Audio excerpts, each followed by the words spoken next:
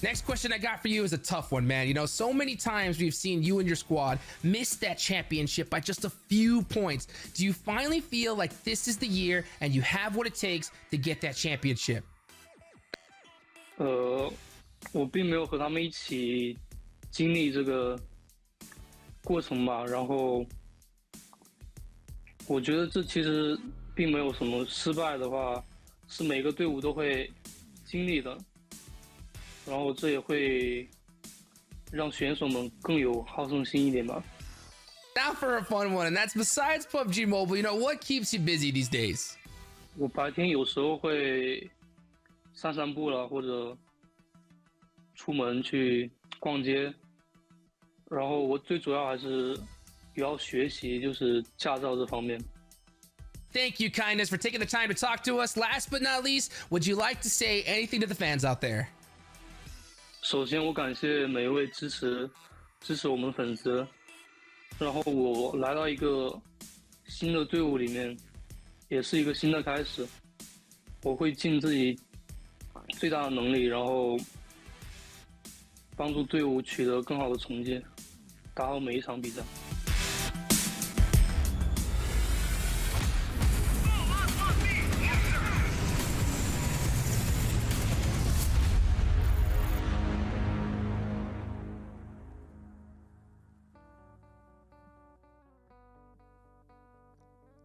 Welcome, ladies and gentlemen, to the PMPL, the final day of Week 2 PMPL North America 2023 Spring Split. My name is Sunworlds Gaming.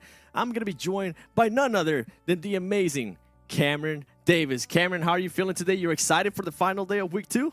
I'm feeling better now after that great introduction. Yeah, no, we've been here the entire time for week number 2. We've seen the ups, some downs, but a lot of ups from a lot of really, really strong teams. And so I'm excited to see NHyper close this one out and grab themselves those 10 bonus points.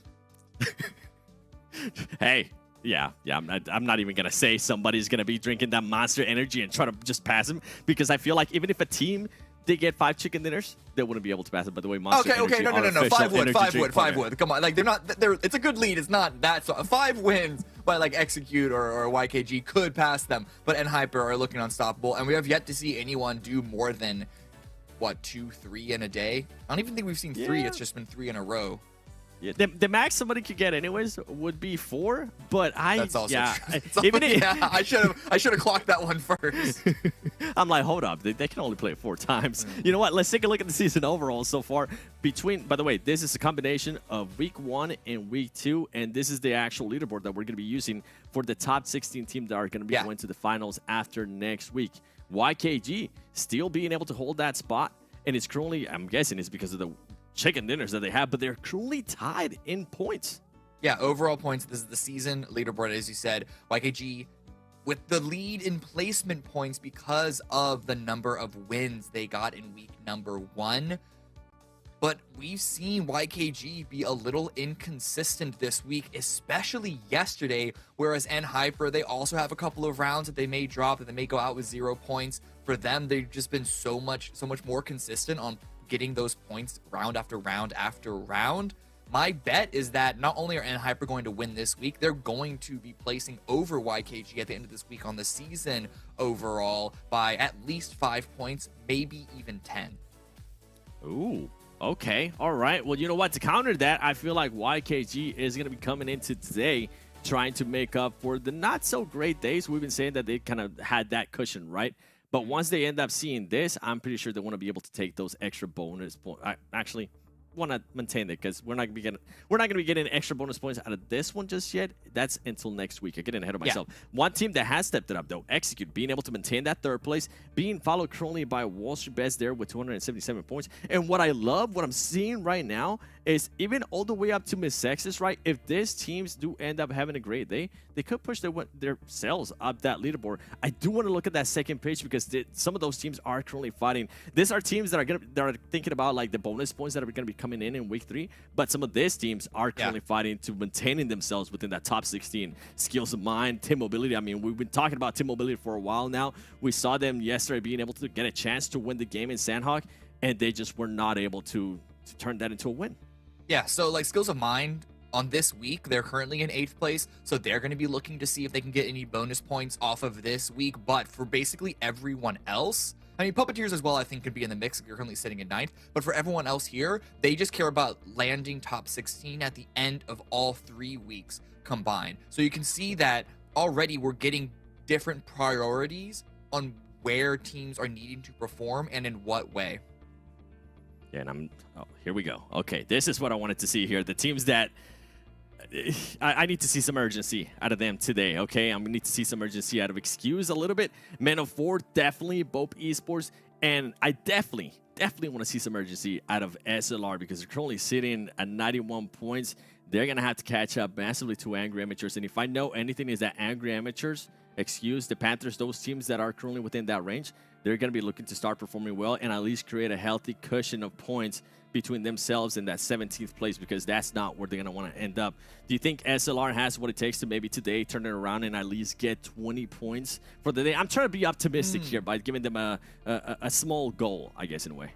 Yeah, we definitely seen SLR particularly get better. They ended week 1 in 20th, but then they currently in 16th on week number 2. So we know that they can perform better, and 20 points in 4 rounds is certainly doable by any team. It's not like, I wouldn't say it's easy for any team. Really, I'd only say like NHyper and YKG are the teams that are guaranteed. I was about to say, points. come on.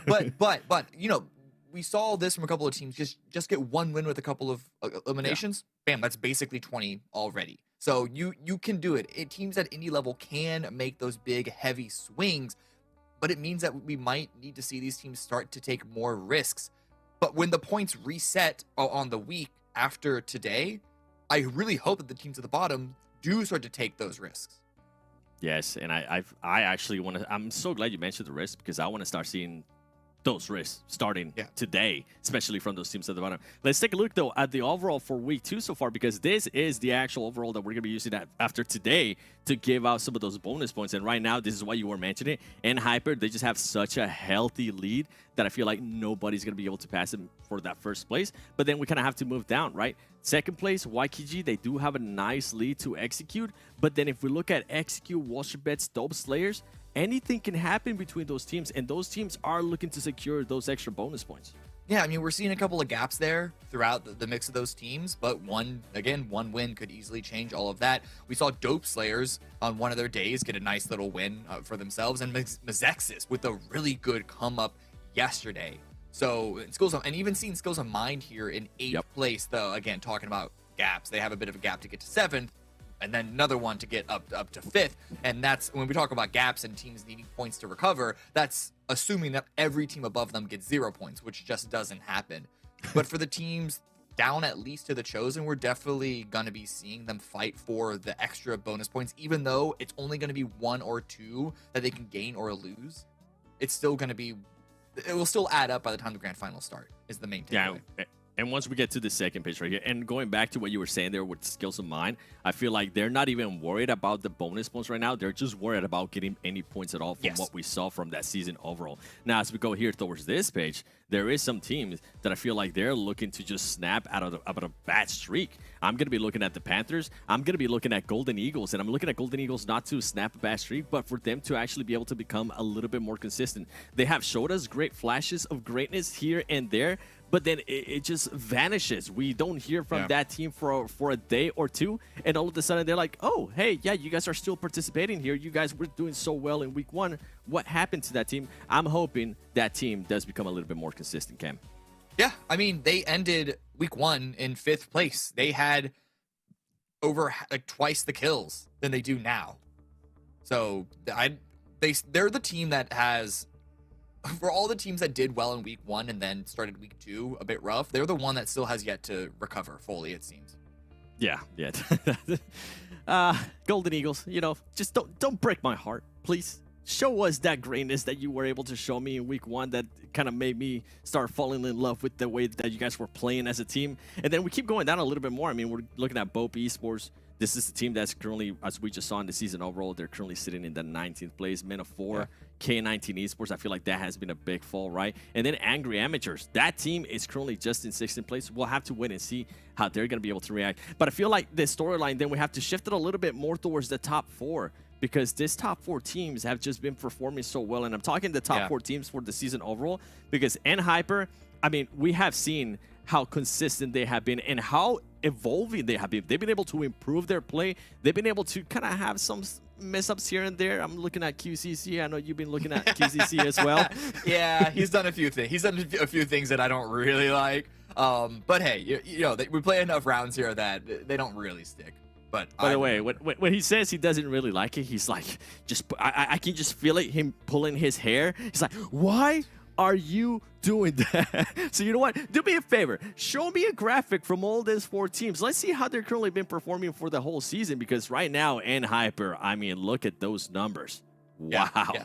These are the top 4 teams of not just the season leaderboard, but also the top 4 of week 2 leaderboard. And NHyper are far away ahead of everyone in every single stat. YKG aren't that far behind, especially when you start to look at eliminations, but then there is a pretty big drop off to Execute and WALLSTREETBETS. And part of that is because the second 2 teams didn't perform as well week 1, but they're definitely coming into form and they're definitely being more consistent with it as well. So I expect them to be able to ride the wave that they're on and maybe trade blows even better than they already are with NHyper and YKG come week 3.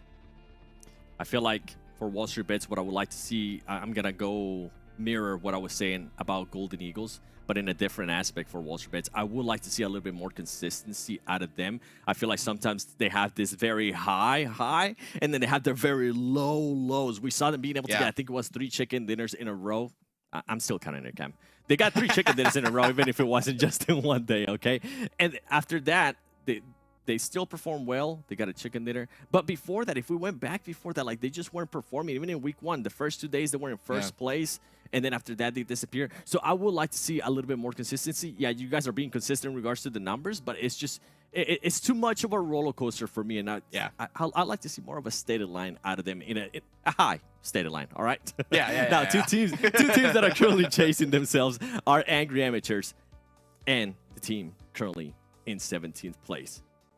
Which, trust me, this team is going to be trying to hunt them down. And I'm talking about the season overall, because Angry Amateurs, I feel like today they can set the tone for what's going to be happening in the upcoming week. I feel like they can actually create a bit of a gap, and that's what I was hinting at in the season overall when we're taking a look at it. They can give themselves a little bit more cushion. You even said it best yesterday. You said that we have to expect for teams to just have a horrible match, at least one match a day. It's going to happen. It's BR. And I feel like Angry Amateurs can minimize their chances of getting past next week when we end up figuring out who's going to be going to the top 16, the finals.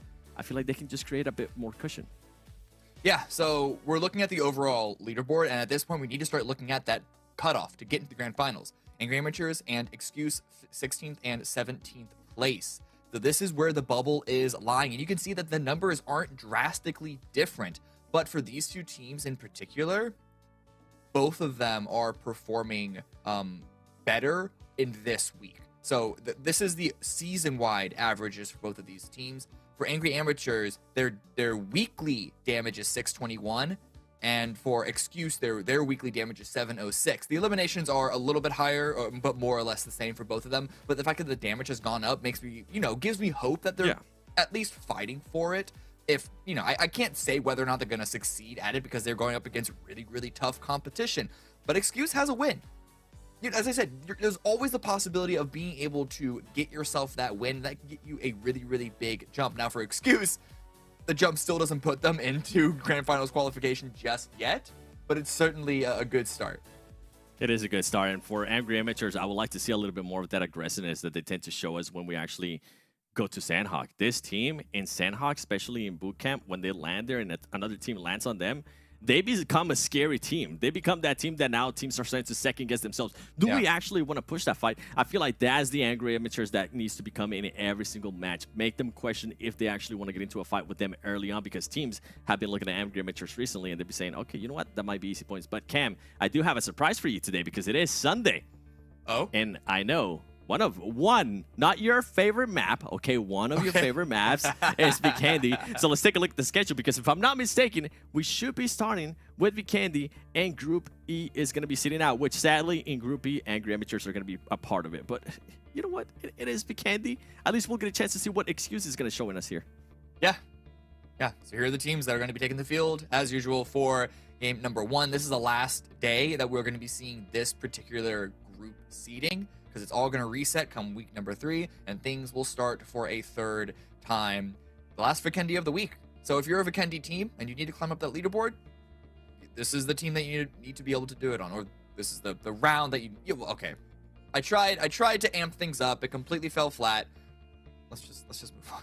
You know which team wishes that they were playing in this last Vikendi of week 2? Golden Eagles, because that team has been a top 5 in Vikendi every single time. But at least in regards to the stats that they have showed us so far this season. Nonetheless, let us know which team do you think is actually going to be coming out on top in Vikendi. Use that hashtag PMPL NA while you're at it, whether it's on Instagram, Twitter, whatever it might be. And make sure, if you're currently watching on YouTube, I'm going to be asking you guys for some predictions today. So please be ready, and don't be giving me so crazy answer like lights out. Don't be throwing me back all the way to 2018.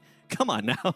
And while you're on social media, try to go to our Instagram. Make sure you join the current giveaway that we're currently doing. I mean, leave a comment below to get a chance to win 600 UC. And you know what? If you're feeling a little bit lazy, if you don't want to go to Instagram, I have a surprise for you, the viewers. That's right. You can win right now 600 UC.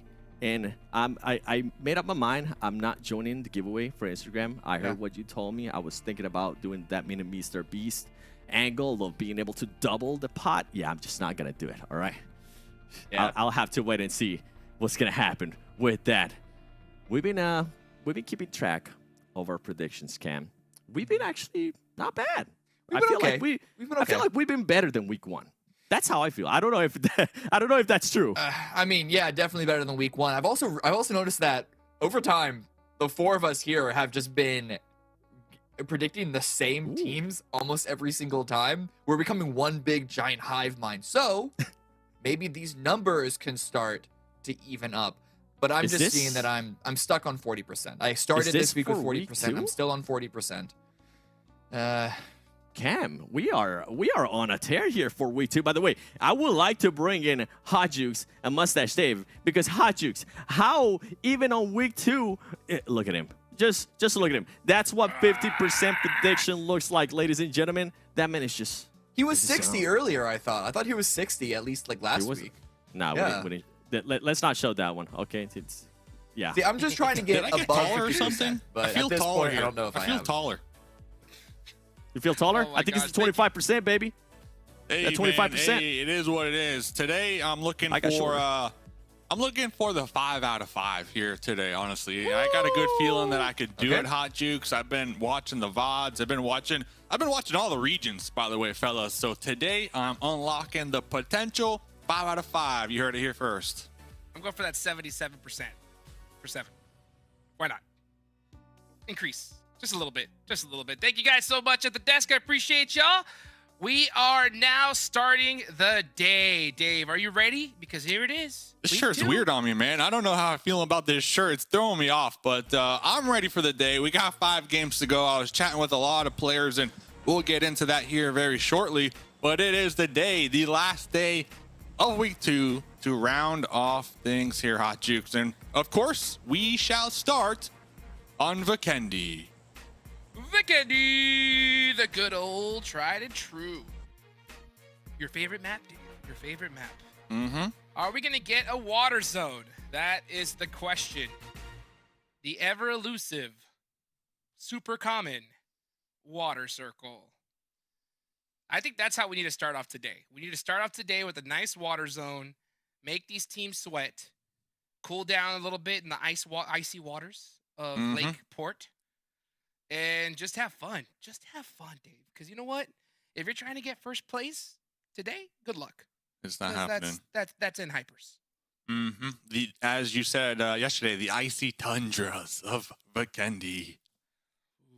Ooh, I'm getting cold. I need a jacket right now just looking at this map here, Hot Juke. So the goosebumps. The goosebumps. We saw the teams that are going to be sitting out here. looking forward to those squads jumping in. Got a couple points about them later on. But the desk, they were talking a lot about Men of 4, BOPE Esports, K19, Angry Amateurs, these bottom teams, and for good reason, because of course, if you're the bottom team, you're not gonna make, you know, top 5. It's just out of the picture. But you do have a goal of trying to at least get that 8th place, 7th place, because then at least you get that 1 bonus point, right? And I think that should be the realistic goal for a couple of these players. As Peekaboo, come on, not like this. Peekaboo. First one taken out right here from SLR, one of those teams that are looking for those realistic goals and trying to get that 8th place position here tonight. They're in 16th right now. Losing Peekaboo this early on is going to set them back this game. Peekaboo, probably one of the strongest players on the team, just kind of watching them over the last week here, Duke. So they're going to be in some trouble here on Vikendi to start the evening. Yeah, they've been in trouble this tournament so far. You know, they've been putting in a lot of work. You know, they are a newer squad to competing at this level, and it just kind of goes with the territory. You know, not everybody comes in here and just starts off, you know, ridiculous. You know, you got to build from somewhere. So, I mean, heck, SLR, huge props to them making it here in the first place. At the same time, hopefully, I'm looking to just see improvement as this tournament goes on, Dave. You know, if I'm able to see SLR even make it into the top 8 at the end of this whole thing, I'll be proud of them.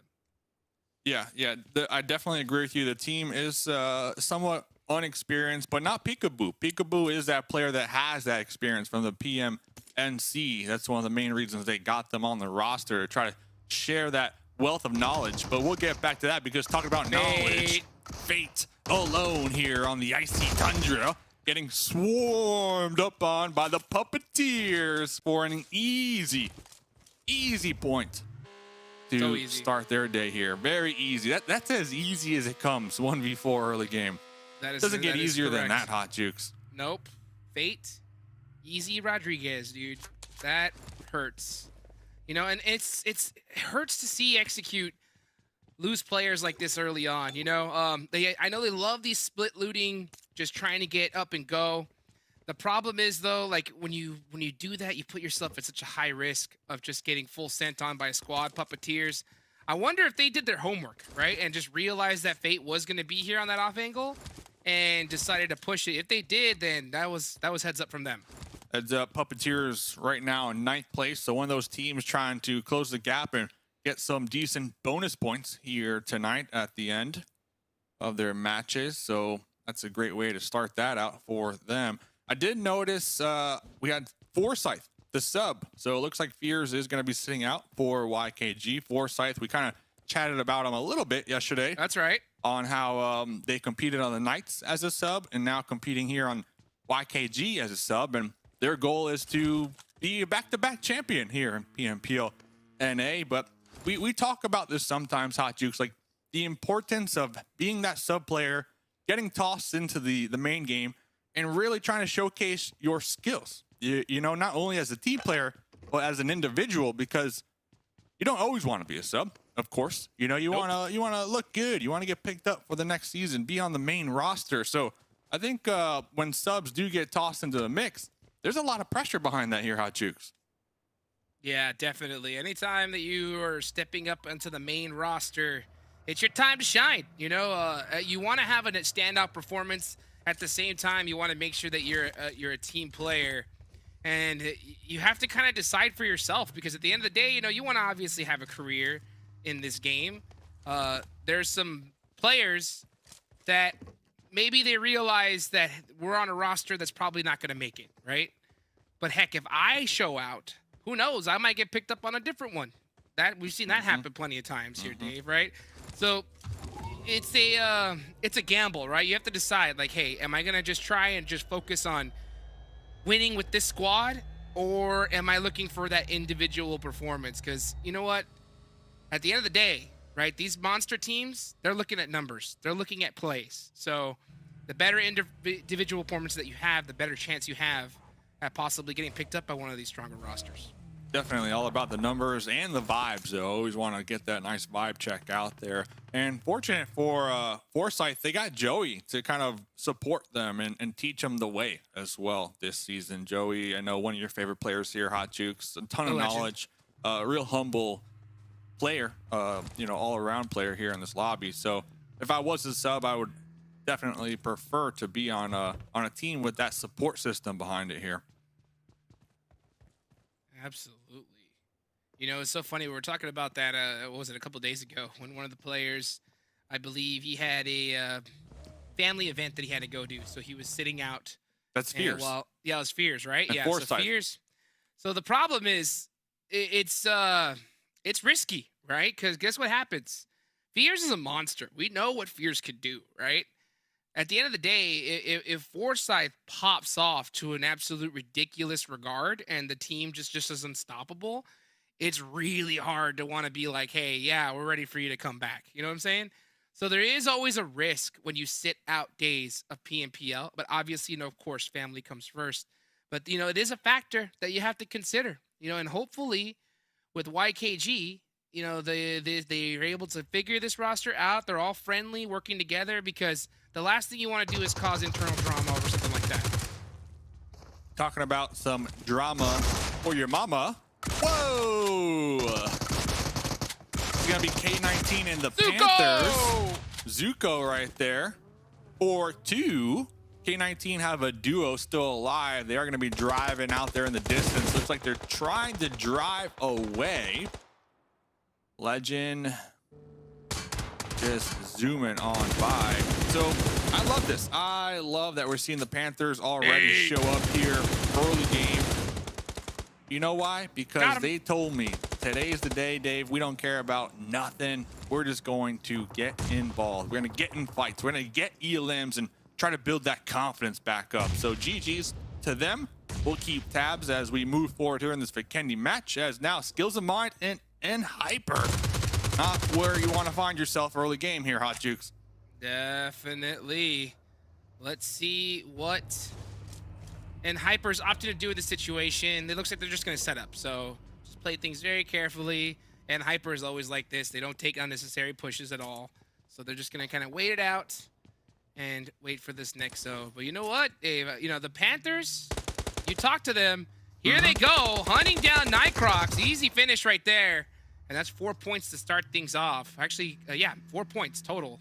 Jukes, I'm not trying to gas myself up, but I didn't only talk to him. I legit told him, just go for elims. Like, I told him, listen, don't worry about nothing. Coach just Dave? go for elim. No, not Coach Dave. I'm putting the disclaimer out there.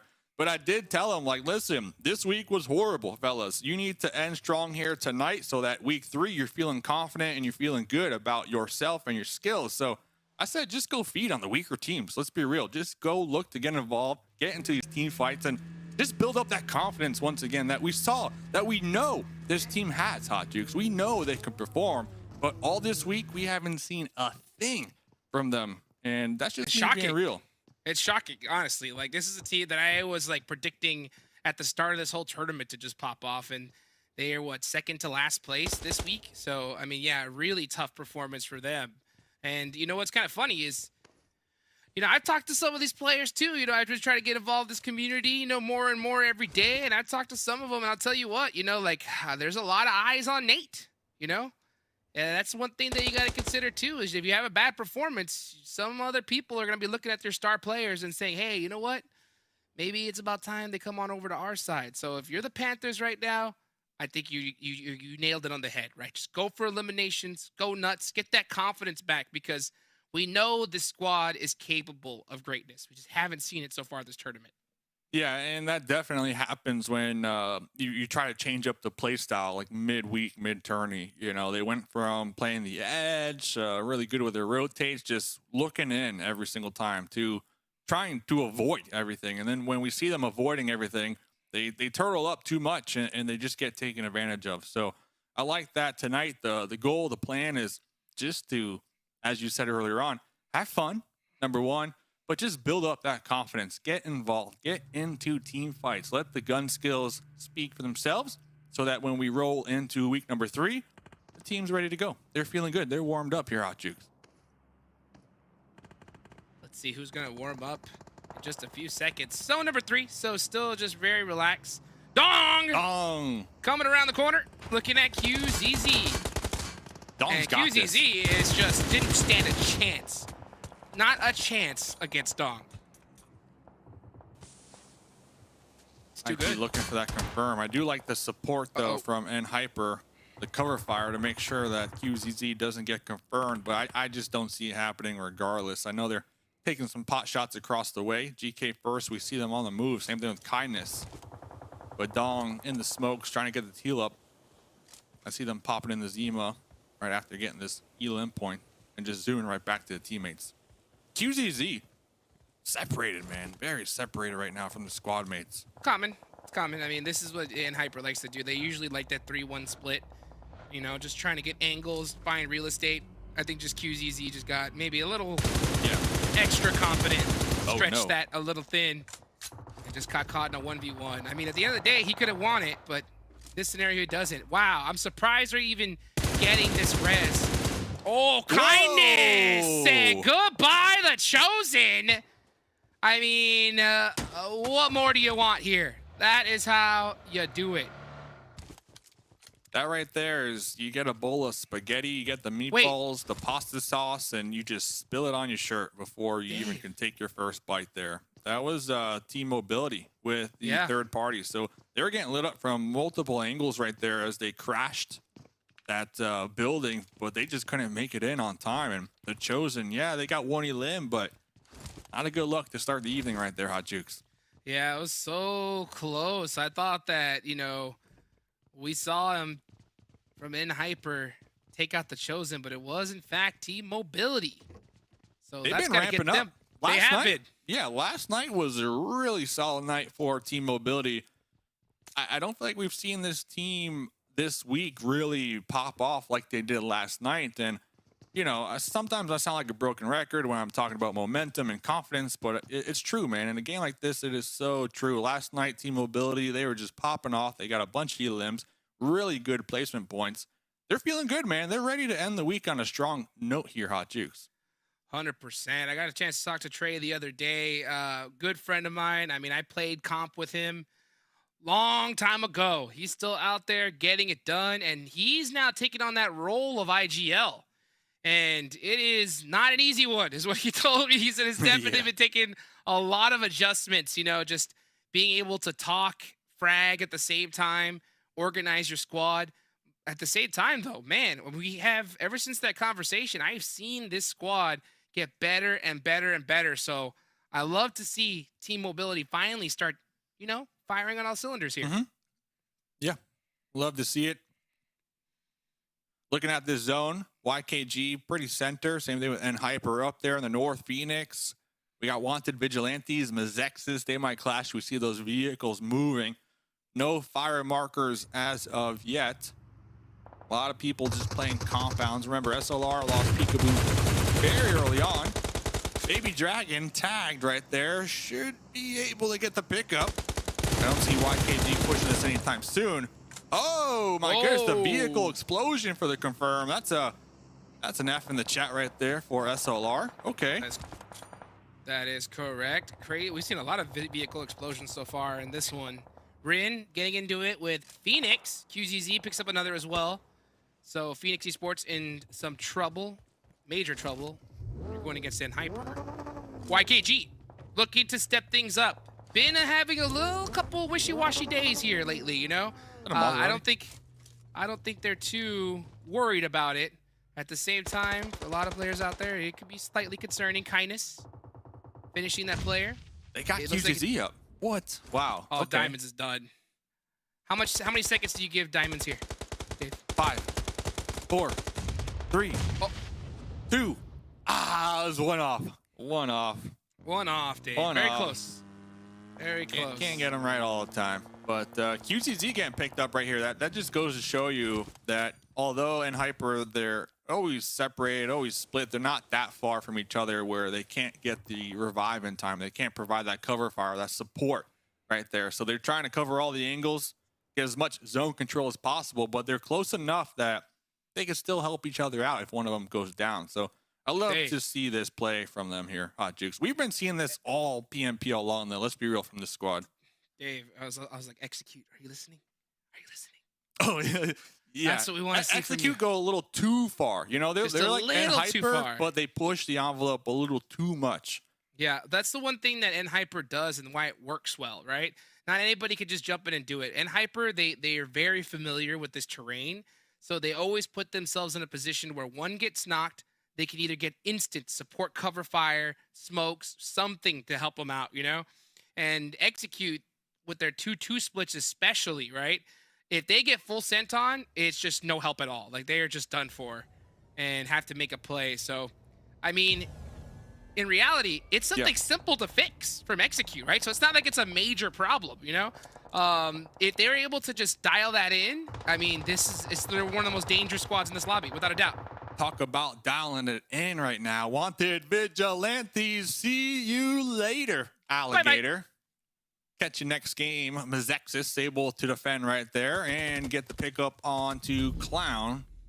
Peralta is down and out here this match, and I believe N-Hyper is attempting to take some shots in this direction, maybe even pop these tires, as we do see Trick just zooming on by with the Zima.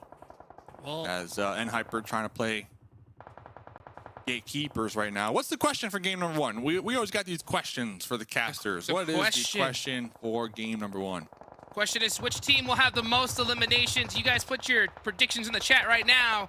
If you put execute in, oh boy, is that gonna be a real tough bet, because YKG has them locked in their sights. That nade might do it. Oh, I thought Chico was gonna get caught by it, actually. But back and forth. Hey, Tensa refusing to go down without a fight. Looking to get the heal off right now. YKG on the outskirts. Forsyth really low, also trying to get the reset. What are you feeling, Dave? For most of the limbs. Skills of mine. Skills of mine. Put it in the chat. There. Ooh, look at that. As I say that on the BOPE, you love to see it right there. But getting back to this fight, Casper and Tensa, the last two alive for execute. The duo trying to stay alive up against the four-man team of YKG. I like what YKG is doing. Yeah, well, I like what YKG is doing. Oh, especially with the zone. I wouldn't be surprised if they push this really hard now, because they want to clear this out and worry about teams that are going to be possibly crashing on them in the next few seconds. Chico is using those smokes to creep on up. Oh my gosh. Oh, we're there. The We're there. snaky DBS. We're locked in. Da-dun. Da-dun. Dun-dun. Da-dun. Dun-dun. Dun-dun. Chico shard. They need to make this play happen, though, because N-Hyper is also rolling in right there on the edge. So the time is not on either of these squads' side. If anything, Tensa and Casper have the advantage because they are in the hard cover. And now here comes N-Hyper with the pull-up right here. Tensa down. And there goes Casper. So N-Hyper gonna pick up those points, but now YKG, nice little return fire there. GK first with the pre-fire is gonna be good. That DBS misses. Chico finally connects. Oh, that was a beautiful pre-fire. Another. Oh, yeah, they're like, no, we are not peeking this window. Chico with the pre-fire, like you mentioned, Nice just too molly. strong. Beautiful molly to stop the push, but Kindness trying to get the wrap around the cover fire from both angles. Kindness and Rin have Chico's number. We are locked in, ready to go. The pre-fire through the smokes from both sides. Got him. And they're down and out, Hot Jukes. Woo! Wow. N-Hyper getting some crazy elimination points. That's 11 for them so far. Bomba! With the bomb up on the roof. Hits Blinky. We're going to see some trades back and forth here for a hot minute. Oh, Team Mobility is in big trouble. It's just Trey on that off angle. And he is on the run. Yeah, he's going to take the money and run here. But this is a very tough spot. He might actually find a little spot behind those crates there. But yeah, he's completely giving it up on his team. Just looking for some placement points. And Team Mobility's got 5 eliminations, so not a bad start. Not a bad start. Skills of mine for the Panthers with the high ground. They need to defend the northern edge right now up against WALLSTREETBETS. But Hot Jukes, they did get blessed with 2 crates, 2 care packages. So they're going to be just looted to the teeth. But let's get to that later on, because skills of mine looking to make Papa Dave happy here in game number 1 as they're racking up some elims right now. Oh, they're going to need a lot of them, though. And Hyper already has 11. Absolute insane performance. And they're still up with 3. And that 3 is deadly. Get Skills of Mind. Make Papa Dave proud. Rosh is just about to really spoil this. Don't do it. Oh, Rosh did it. Rosh did it. Oh, with the return grenade. You can have that, Rosh. Take that. That's my boy right there. Trixie getting them done. Wasted. X-Straight trying to perfectly cook this nade. Oh. Second thoughts. Second thoughts. Oh, Hold the pin again. Oh, we're going back. Back inside. No. Not ready. DBS. Nade? The thing is, N-Hyper are also in the neighborhood, so N-Hyper...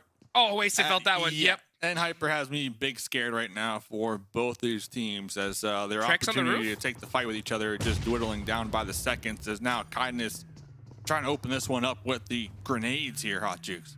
If Trex is on the roof, I'm surprised he's not 3-peeking in this direction at all. He's still, like, Trex is, like, tunnel visioned, like, crazy. Onto X-Straight. No. Don't. Please don't be in the same spot. Oh, my goodness. Skills of Mine are having me really concerned right now, Hot Jukes. They are just all grouped up together. Kindness has a good idea of what's happening in that building. Puts it in reverse. Puts it in reverse. No more grenades, no more mollies from Kindness. Oh, this zone's coming, though. There's 30 seconds left on the clock, but I think N-Hyper, yeah, they're doing a nice split here to confirm on all these eliminations. Skills of Mine, I hope they don't do what we saw Wall Street Bets do in that Miramar yesterday, right? They can't take too long on this reset. They took too long on this reset. Yeah, N-Hyper are just going to destroy Skills of Mine right now. The only thing on Skills of Mine's side is if the Panthers opt to kind of look over that hill, but they're currently occupied with Wall Street Bets. So N-Hyper, they got this one in the bag all day. There is still a solo in between them that I don't think they're aware of. They can wrap, right, though. Skills of Mine can wrap completely in the opposite direction. Wow, Kindness with that off angle. Yeah, with those shots, you should know the play. Like, you got to go right. Trey's down. Trey's spotted. Here comes the smokes. They're looking to take the bull by the horns right here. GK first tossing a molly, predicting the push through the smokes right there. It's all out mayhem. GK first going for that spray down right there. In the smoke, DBS. swapping on over to the DBS, letting the slug Got him! pump out one after another. There's 3 Hot Jukes. You can have it. Skills of Mine down to just a solo. Wasted out there in the distance. In the open. Rin taking them down. GK first. 17 eliminations for N-Hyper.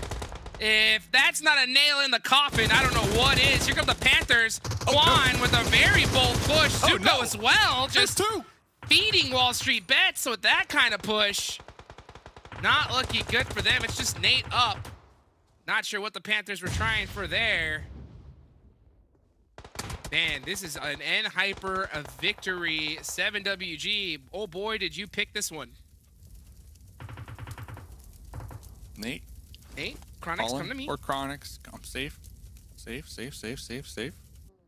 Even if you can get the pickup, I don't see them making it out of there alive. The zone's going to start to close here very shortly. N-Hyper now starting to sweep the edge, clean it up. Look for the stragglers. Wall Street Bets still safe in their compound for the time being, Hot Jukes. But N-Hyper, they're looking to change it up right now.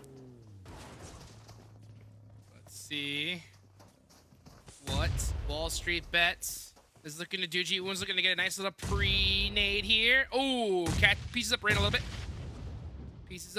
bit. G1. Oh, that might blow both the vehicle. Kindness felt that one. This Molotov could be dangerous. Oh, you gotta watch out for your player's pan. Oh, that's so dangerous. You can accidentally hit your teammate's pan, land it right back onto you, and you're gonna be in big trouble. The Panthers, oh, D, gonna open things up on Rin. D's got another one though. That's an eviction grenade. By every sense of the imagination, you gotta know another one's coming, Kindness. As D is starting to feed onto N-Hyper. Yeah, look at that. The smoke is going to be blocking the sight lines from GK first. So Wall Street Bets should be able to get these 2 points for the time being. The Panthers down to just a solo. They're gone. And Wall Street Bets from the compound. Wow. Wall Street Bets winning chicken dinner #1. I mean, I'm just getting deja vu here, Dave. Like, they won chicken dinner #1 yesterday, and they've been winning like a lot of games. So Wall Street Bets are just. I mean, I've seen this picture. I've seen these faces. I've seen these faces almost every game. These guys just keep stealing away chicken dinners. And you know what? I'm not trying to take away from the team, the players, but I do know they got Coach Professor helping them out. And this person in particular used to coach Godlike from India last year. So I'm just saying, having that extra oomph behind you here, definitely setting them up for success here in this PMPL. Something is working, that's for sure, because Wall Street Bets have been getting a ton of chicken dinners. I wouldn't be surprised if they have probably the most in this tournament so far, if they keep it up the way they've been doing it. Still a lot more matches left to go here, Dave. We'll be right back after this break.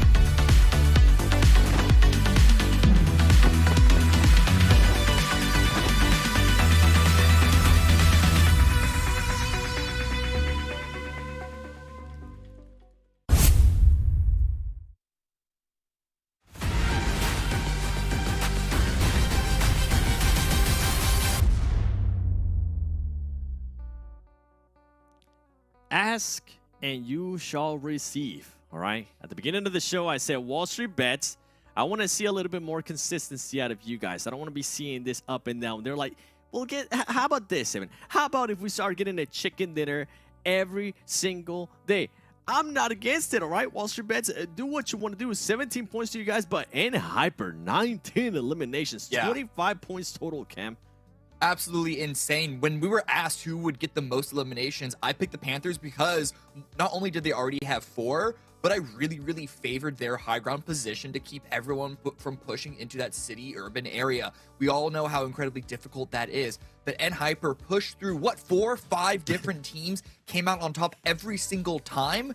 An absolutely insane performance. I don't even really care that they couldn't get over to the finish line and get the full chicken dinner. They still got more points than Wall Street Bets. Yeah, that was an absolute tear out of them. And we'll get a chance to talk about Hyper a little bit more here. A team that you were talking about, I mean, the Panthers, though. The Panthers were able to get 12 points. This is a team that we've been talking about. When are they going to be able to snap out of it? You even heard Hot Juke saying some teams are now getting their eyes on Nate because Nate has been the player that's been performing for that team, or at least we've seen flashes here and there out of Nate. This is good for them. 12 points. We're going to keep going down the list. A big surprise here. SLR. They lost a player early on, but I mean, it was just so heavy at the points at the top that even SLR was able to sneak in here with 3 points. Yeah, emphasis on the sneak because they got 1 elimination and then 2 placement points. But the fact that we are seeing so many teams with 1 or 0 points, I thought it was going to be more of an elimination spread again because of the chaos that that I expected from the southeast and then the west side once we went down to Goroka. But NHyper was eliminating everybody. So just a bunch of teams all sitting down here at the bottom with really nothing to show for it, just getting slapped out of the air, slapped out of that round. And I mean, the best thing that they can say, the only thing that they can say is just GG next. Yeah. Yeah, and the big question mark here for NHyper, at least for me, before I picked them, you were saying why you decided to pick the Panthers. The reason why I decided to pick the NHyper was because they have only shown me once, and I remember vividly, it was Miramar where they were actually able to breach into a circle, be that aggressive team, take on those fights. And I was hoping that today would be that day where they were going to show that again. And the way that they were able to show it, it was great. I mean, we saw Kindness being able to just take on a fight by himself against the team and then allowing his players to move up. But GK first, I feel like that has to be the story. The fragging power out of this, man, 9 eliminations out of 1,000 damage. That is some great conversion. Amazing conversion. And yeah, a lot of it is because these fights were all close range. That's the easiest time to get the easiest style of combat to get that damage to elimination conversion. But still, just the numbers are absolutely off the charts, especially for GK First, who is, if I'm not mistaken, the new player on this roster. Yep. Yeah, he is a new player. So for him to be able to do that, that's good. I mean, it speaks volumes, right, of the team for him to be able to adjust and now be doing this on week 2. I can't wait to see what he's going to continue to do in the next week and on to finals. But also, like, the numbers for every player, even ignoring GK First, look great, right? We're just focusing on his because they're really, really high. But, like, even Kindness had, like, if you come out of that with that much damage and eliminations, like, you're feeling happy no matter what. But because everyone was hitting that, like, S+ level of S+ tier level of numbers, just, man. I guess that type of round with that many eliminations is irrepeatable, even by the best teams. Yeah, we've seen QZC get his timeline, right, his spotlight. We've seen Kindness, we've seen Ren. It's good to see that now GK First is getting that spotlight on him as well. But a team, I was talking about him, WALLSTREETBETS, they're being able to get that spotlight by getting those chicken dinners. I mean, the casters even said it. I'm starting to get used to seeing their images just pop up whenever the chicken dinner comes up. Let's look at the difference of how they've been performing between week 1 and week 2. And I mean, for this year so far, I love that WALLSTREETBETS has been able to improve on the damage, and especially on that average survival time. Yeah. But I'll be honest, Seven, I'm not buying what you're selling with a win showing that they're going to continue to be consistent. Because the one thing that we saw from the beginning of week 1 through where we are now in week 2 is that they can get wins, but they can also follow it up immediately with 1 or 2 0-point rounds. So we'll see if they can keep this up. And even when we saw them get 2 wins in a row and then a second place, for their 4th game, they still went back down to 0, which I know happens to everyone, but I feel like it happens to WALLSTREETBETS more than anyone else. So I'm not on the daily hype train, you know, to go back to that old meme. I'm not on the daily hype train for them just yet. They could easily show us a terrible round very next round. Yeah, and the reason why I wanted to see that graphic too, and the reason that it's a little bit concerning, not just what you mentioned, right, that they can get that win and then just pretty much go back and get 0 points in the next game. It's also they've been able to get the wins, but their average element hasn't actually gone up higher. I usually, from what we're able to see here in NA, is if they are able to get more chicken dinners, especially in the likes that WALLSTREETBETS has been able to do, their elements start picking up. And I think it goes back to what you were saying, that they're just not being that consistent. They're still on that roller coaster. So maybe today we'll finally see that upward steady line that I want to be able to see. Now, nonetheless, I wanted to see which map is going to be coming up next, because if I'm not mistaken, it's going to be Erangel. And a team that's been performing really, really well in Erangel. To no surprise to anybody, it's NHyper, but also WALLSTREETBETS. And WALLSTREETBETS has been averaging 5 elements per match, which is actually a little bit higher than what they've been averaging on the stats that we just saw. Yeah, that's good. So hopefully they can keep it up. Hopefully they can even push themselves. I don't want to say fighting for first, because we just saw what NHyper did. They really put a stop to that conversation of, could someone have a miracle run at the last day and upset them for a week? No, that's not happening. It's NHyper is going to be winning this one. It's now just a fight for second place. But after what we just saw from, YKG and Execute, WALLSTREETBETS, good position to really clamp down on that 6 bonus points. Yeah, and I'm glad you mentioned Execute. We actually have a little bit of time here, so let's talk about them. I would like to see them starting to focus a little bit more on their splits. We've been hearing the casters over and over saying, and even us, we've been talking about how spread out their splits become. If it works, it works wonders. But if it doesn't work, it just goes terribly wrong for them. And I feel like they do have to start taking a little bit more notes. They have been that passive team. It has worked out well for them. I feel like they're starting to be that aggressive team already, and it hasn't really worked out that well. Would you want this team for Execute to kind of go back to that slow pace that we've been seeing out of them early in the week? No, I don't think so, because that's when we didn't see a lot out of them overall, right? So like it's all just about making sure that you're limit testing and you're not going too far. But I mean, YKG are one of the most split heavy teams in there. I mean, they're not in hyper, but they're still one of the best that we have here. So that's not a bad strategy. You just got to know how far is too far. Yeah, especially you got to be able to adjust to what your players are capable of too as well. I think we got to keep that in mind, because there is, I think we're starting to see some skills gaps here, not between those teams, but between the other teams. Let us know, which skill gaps have you guys been seeing? Which team especially? I'm not going to be mentioning anything, but if you do say anything on social media, make sure you use that hashtag PMPL NA, and while you're at it, be ready, because in this next game, that's when I'm going to be asking some predictions from the chat. We'll see if anybody gets it right. Nonetheless, I can't wait to see who the casters are going to be predicting for this next match. Hot Jukes, Mustache Dave, take it away. Let's get it going. What's up, everybody? Hot Jukes here with Mustache Dave. We got match number 2 on our way. Dave changed the shirt, Dave. Ah, man, The you hot have to call me swap. out. I love it, You have Dave. to call I mean, me hey, out. sometimes you gotta get that sub in. You know what I'm saying? You gotta sub it out.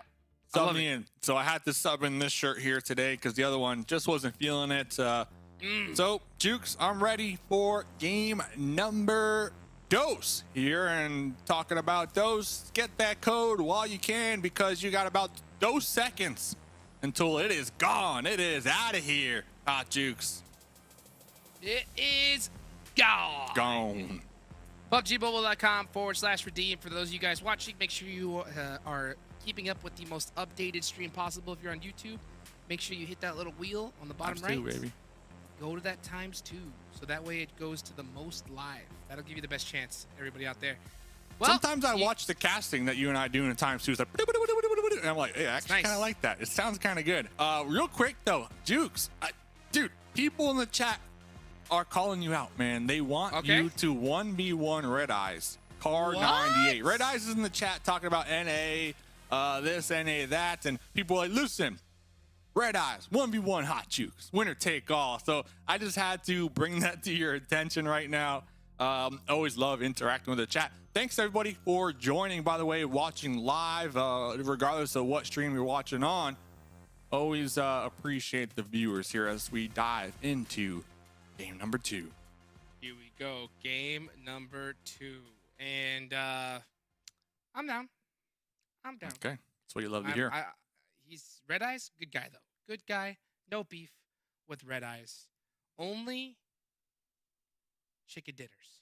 That's what it is. No beef, only chicken. Yeah. That's what we're going with. No beef, all That's chicken. what we're gonna go with, baby. That's how we do it. Milk there. the Power talked about no beef, all chicken. Looks like we have some beef down there. I believe that's going to be Dope Slayers and Skills of Mind beefing it out in Milk the Power. Not something you see every day. Looks like Dope Slayers are getting the bad part of the beef here. I guess I'm still trying to go along with this beef theme, but it's not working out. As I only see one more player down there. Save me from the beef, Jukes. Come on, save me here, man. I'm looking at the beef right Pull me now. out the It's hole. looking a little medium rare if you're Robert, because you are by your lonesome split looting. I wonder if Skills of Mind is going to hunt him down. Phoenix doing this beautiful military split that's been working for them very, very well. With Execute out of this game. That's really got to help out a squad like Phoenix, right? Because they've been beefing with Execute on this side of the map every single game. So the fact that now they could just loot this for free, they got to be feeling good, but they got to watch out for N-Hyper when they try to rotate into this next zone. Dude, Angry Amateurs are still in parachutes. I feel like it's mid-game already. They're still in parachutes. Talk about being determined to drop where you want to drop. North George Pool. We'll see how they do moving forward. Angry Amateurs looking for some big games here this evening. They, I believe, last time I checked, 17th place. So gotta respect the plays coming out from them. And now we're gonna be tuning in with the Skills of Mind, Milk the Power, tail end of the skirmish. Looks like Yeah, they got 3 elims here. So Dope Slayers clocking in and clocking out. Just like that here. Wow. Back to lobby. Back to lobby. And it's just Robert, all on his lonesome.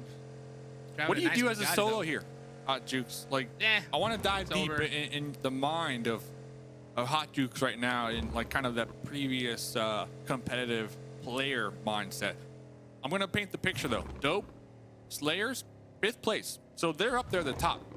They're doing okay, but this is the last day. They want to make sure to secure as many points as possible so that they can secure those bonus points. Now, you drop in, built the power, you lose 3 early. Tell me, in your opinion, like, what's the game plan now for Robert? Okay. You really want me to give away the sauce like that? I really do. I need it. Robert needs it. And all the people in the chat right now with the notepads out, that happens to them all the time in pubs, they need it. So enlighten us. Here's what you do, right?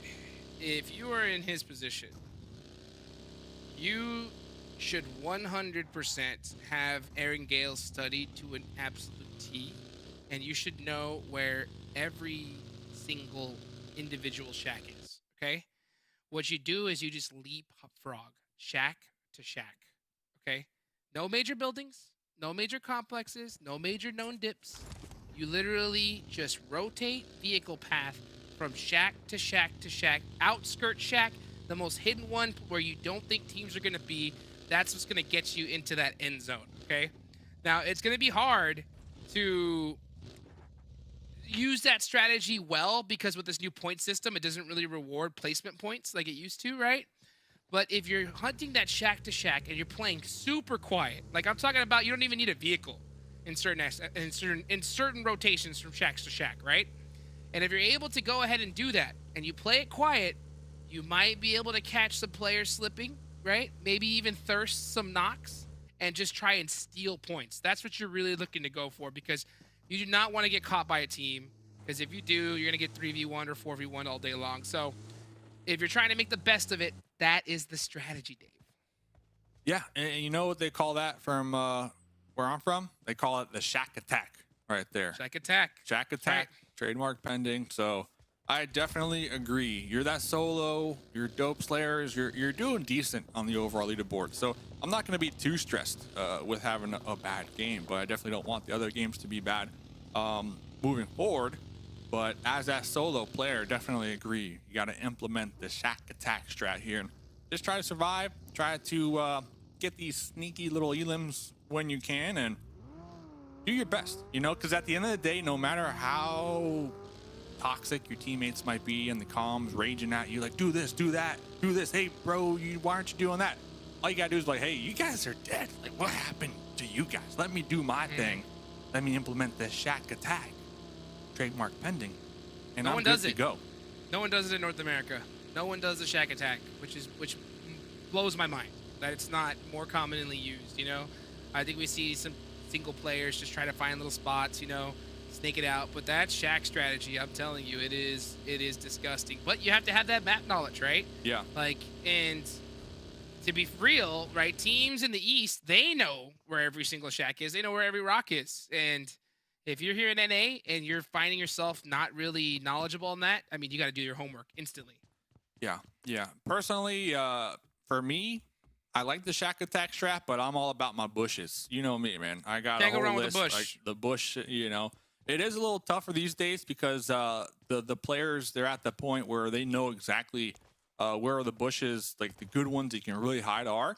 And most of the time on rotates, you see them running through the bushes, looking for maybe a solo to run over, which we've seen in the past happen before.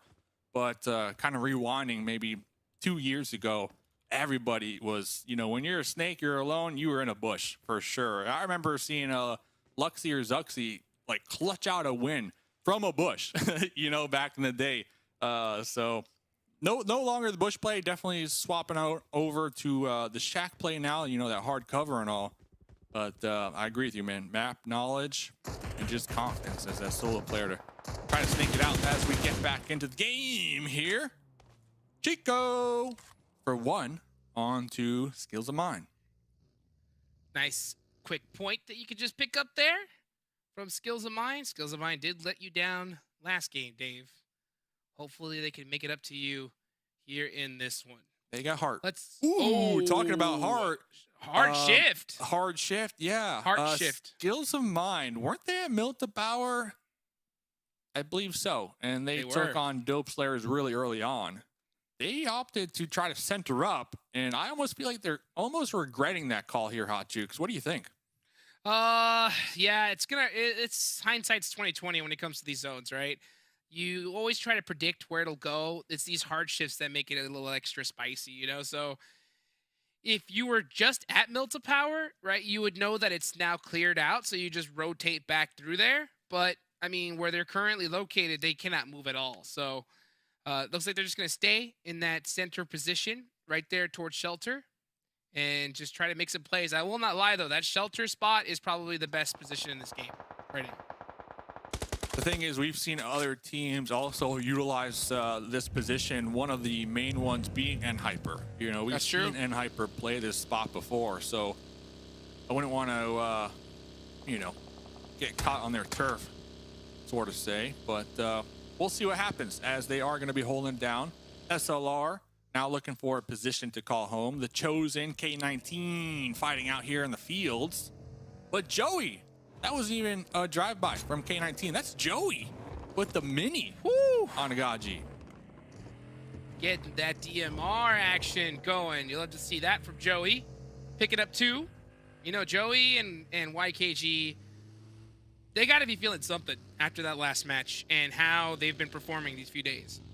I think we're going to see YKG really just ramp things up here because I don't think they want to go out on this week just comfortable with the performance that they've had so far. So I'm really looking at YKG and Joey to really bring it home here in this one. Look at this angle, too. With shots like that, Through the I mean, grass.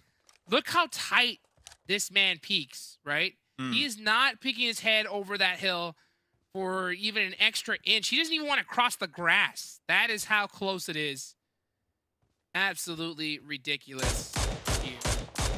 Yeah, we Pre-firing talk the about smoke. spotting opponents by a pixel. This is literally Joey spotting a pixel about 100 meters away with the mini through the Insane. grass. Something else. Man's an animal. Man is an Something else. animal. As Let's see. another glimpse of the circle. Another glimpse of the circle. Excuse going to be making their way in. Yes, Niall wrapping all the way around. K19 in the area as well. Angry Amateurs, I feel like they're dead to rights out there in the fields. We'll see what they end up doing. They do have a couple of vehicles to work with here, Hot Jukes. But anything standing out right now? Standing out to me right now is Yeah. WALLSTREETBETS. WALLSTREETBETS Another hard shift. is creeping up on YKG and could steal second place here, Dave, right? That's some extra, and we have seen too many tournaments be decided by just 1 point, okay? So if you're YKG, and you They're see creeping. Exotic, if you finish He's creeping. this player, they just watched one of the players from WALLSTREETBETS go down in the feed and get eliminated. So if they get a knock at thirst and realize that it's WALLSTREETBETS, I would not be surprised to see them just full send the squad. They're rotating away though. They're They're gonna miss it. Yeah, they're out of here. So interesting rotate from YKG. Instead of taking the direct path into the new circle, the hard shift, they're opting to try to wrap around the west side, staying a little far. And I wouldn't be surprised if they're looking at a target of maybe around Milta to make their approach in. So something to look at when it comes to rotations from these heavy hitters in the lobby. And talking about heavy hitters, looks like QZZ got that revenge after game number 1 against Dong right there, Hot Jukes. Oh, yeah, I mean, Dong, always sneaky, hanging out in that grass. And QZZ getting that elimination's got to definitely put them at ease. This is a pretty tough complex to hold right now if you're Puppeteers because it's difficult to rotate away from it. If that zone hard shifts on the other side, you're just going to get gatekept like crazy. So anytime you take a spot like this, you're going to have to make that bet. Oh, but I'll tell you what, if YKG realizes that there's not enough shots coming from there, they might just send it onto this compound. A lot of teams right now still in their vehicles, just trying to make their approach into the circle. Excuse. Shut down. Yeah. finding out the hard way this is not the place they want to be found at right now. Losing one. Peekaboo in the kill feed. Running over a member of Skills of Mind. A lot of vehicle action right now. 2 hard shifts in a row. YKG with the run over and now just tearing up team mobility. You're going to see Craze go all the way down to the bottom of shelter. He is not leaving that spot. This is so dangerous, too. I don't even know why YKG's going to go down there. There's no way. That's so risky. They're smoking it out fully. That is dangerous.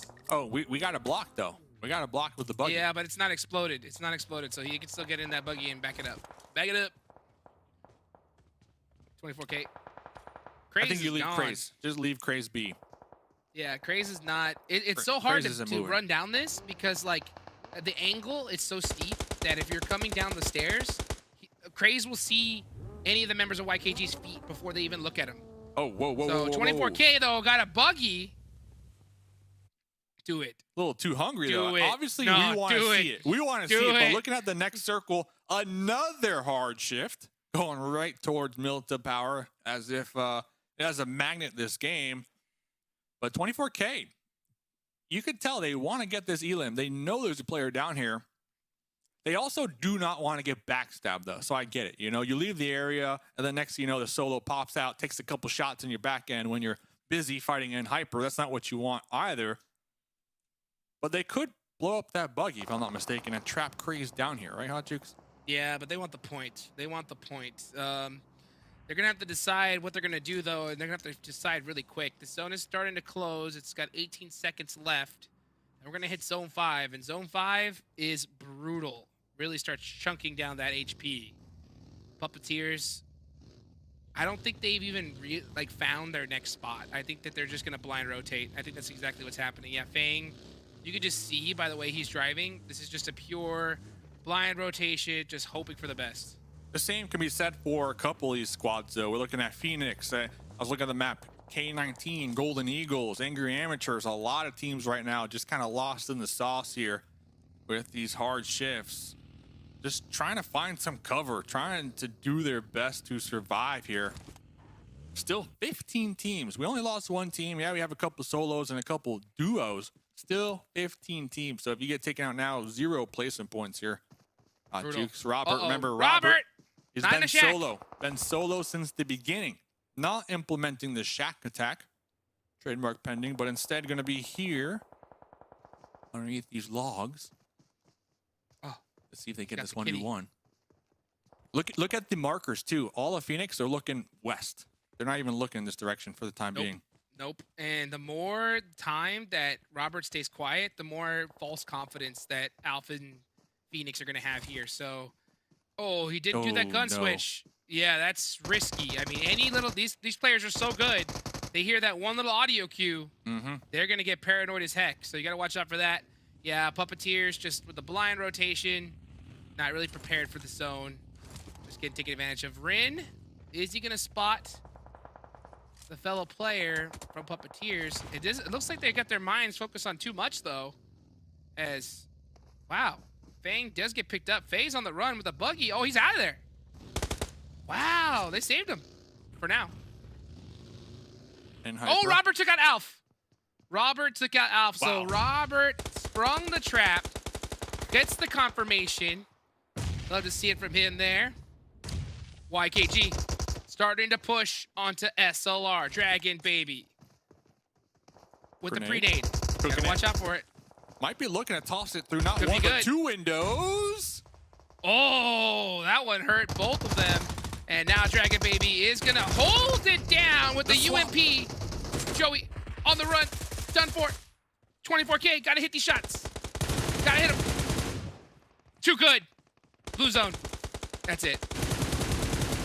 Yeah, 24K going for the heal. He had no choice. He wasn't going to make it running in. So that is going to be it. A nice pickup for SLR there. And Hyper soaking up even more points here. 8 eliminations. Dave. 8 eliminations while that fight was happening. Our Robert homeboy did get taken out, but like you mentioned, they were able to acquire at least 1 point, catching Phoenix off guard. Phoenix did not get that revive. They're going to be pulling up right behind Fang. MENA4 has been holding this down for a hot minute, but Onying with the double barrel shotgun. Are you even surprised? Is going to be getting one, and now they have this Harry Potter tower for the time being. MENA4 just so separated here in Lumber Mill, all over the place.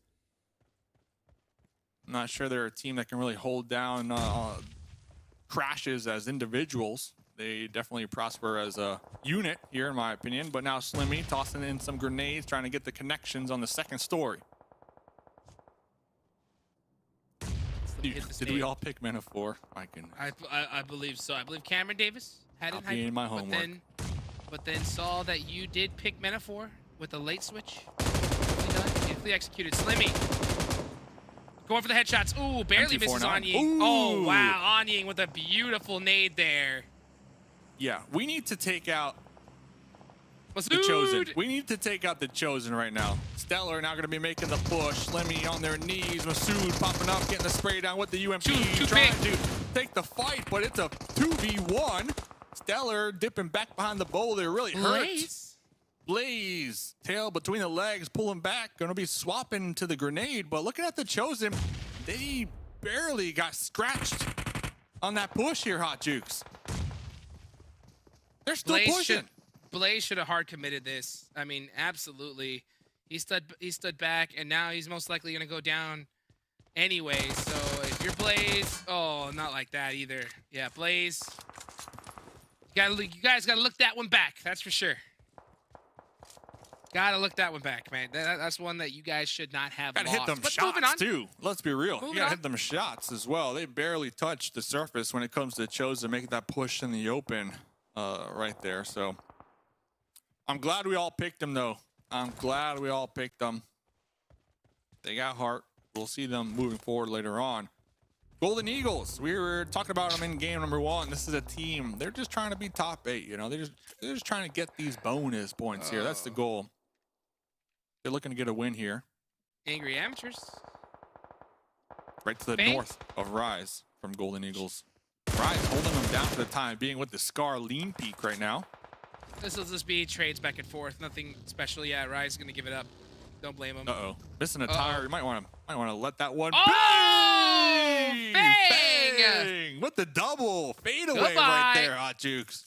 Goodbye. If you were gonna bet on N Hyper, you weren't gonna get it either way. So Cameron Davis now put at ease that both of his picks did not make it into the top 3. And Hyper 10 elims, though, this game, if I'm not mistaken, that's equivalent to a chicken. So, just saying. Still feeling good. Still feeling good. Just vibing. Supra with the laydown. Does he spot them through the smoke? Oh, no, he does not. Okay.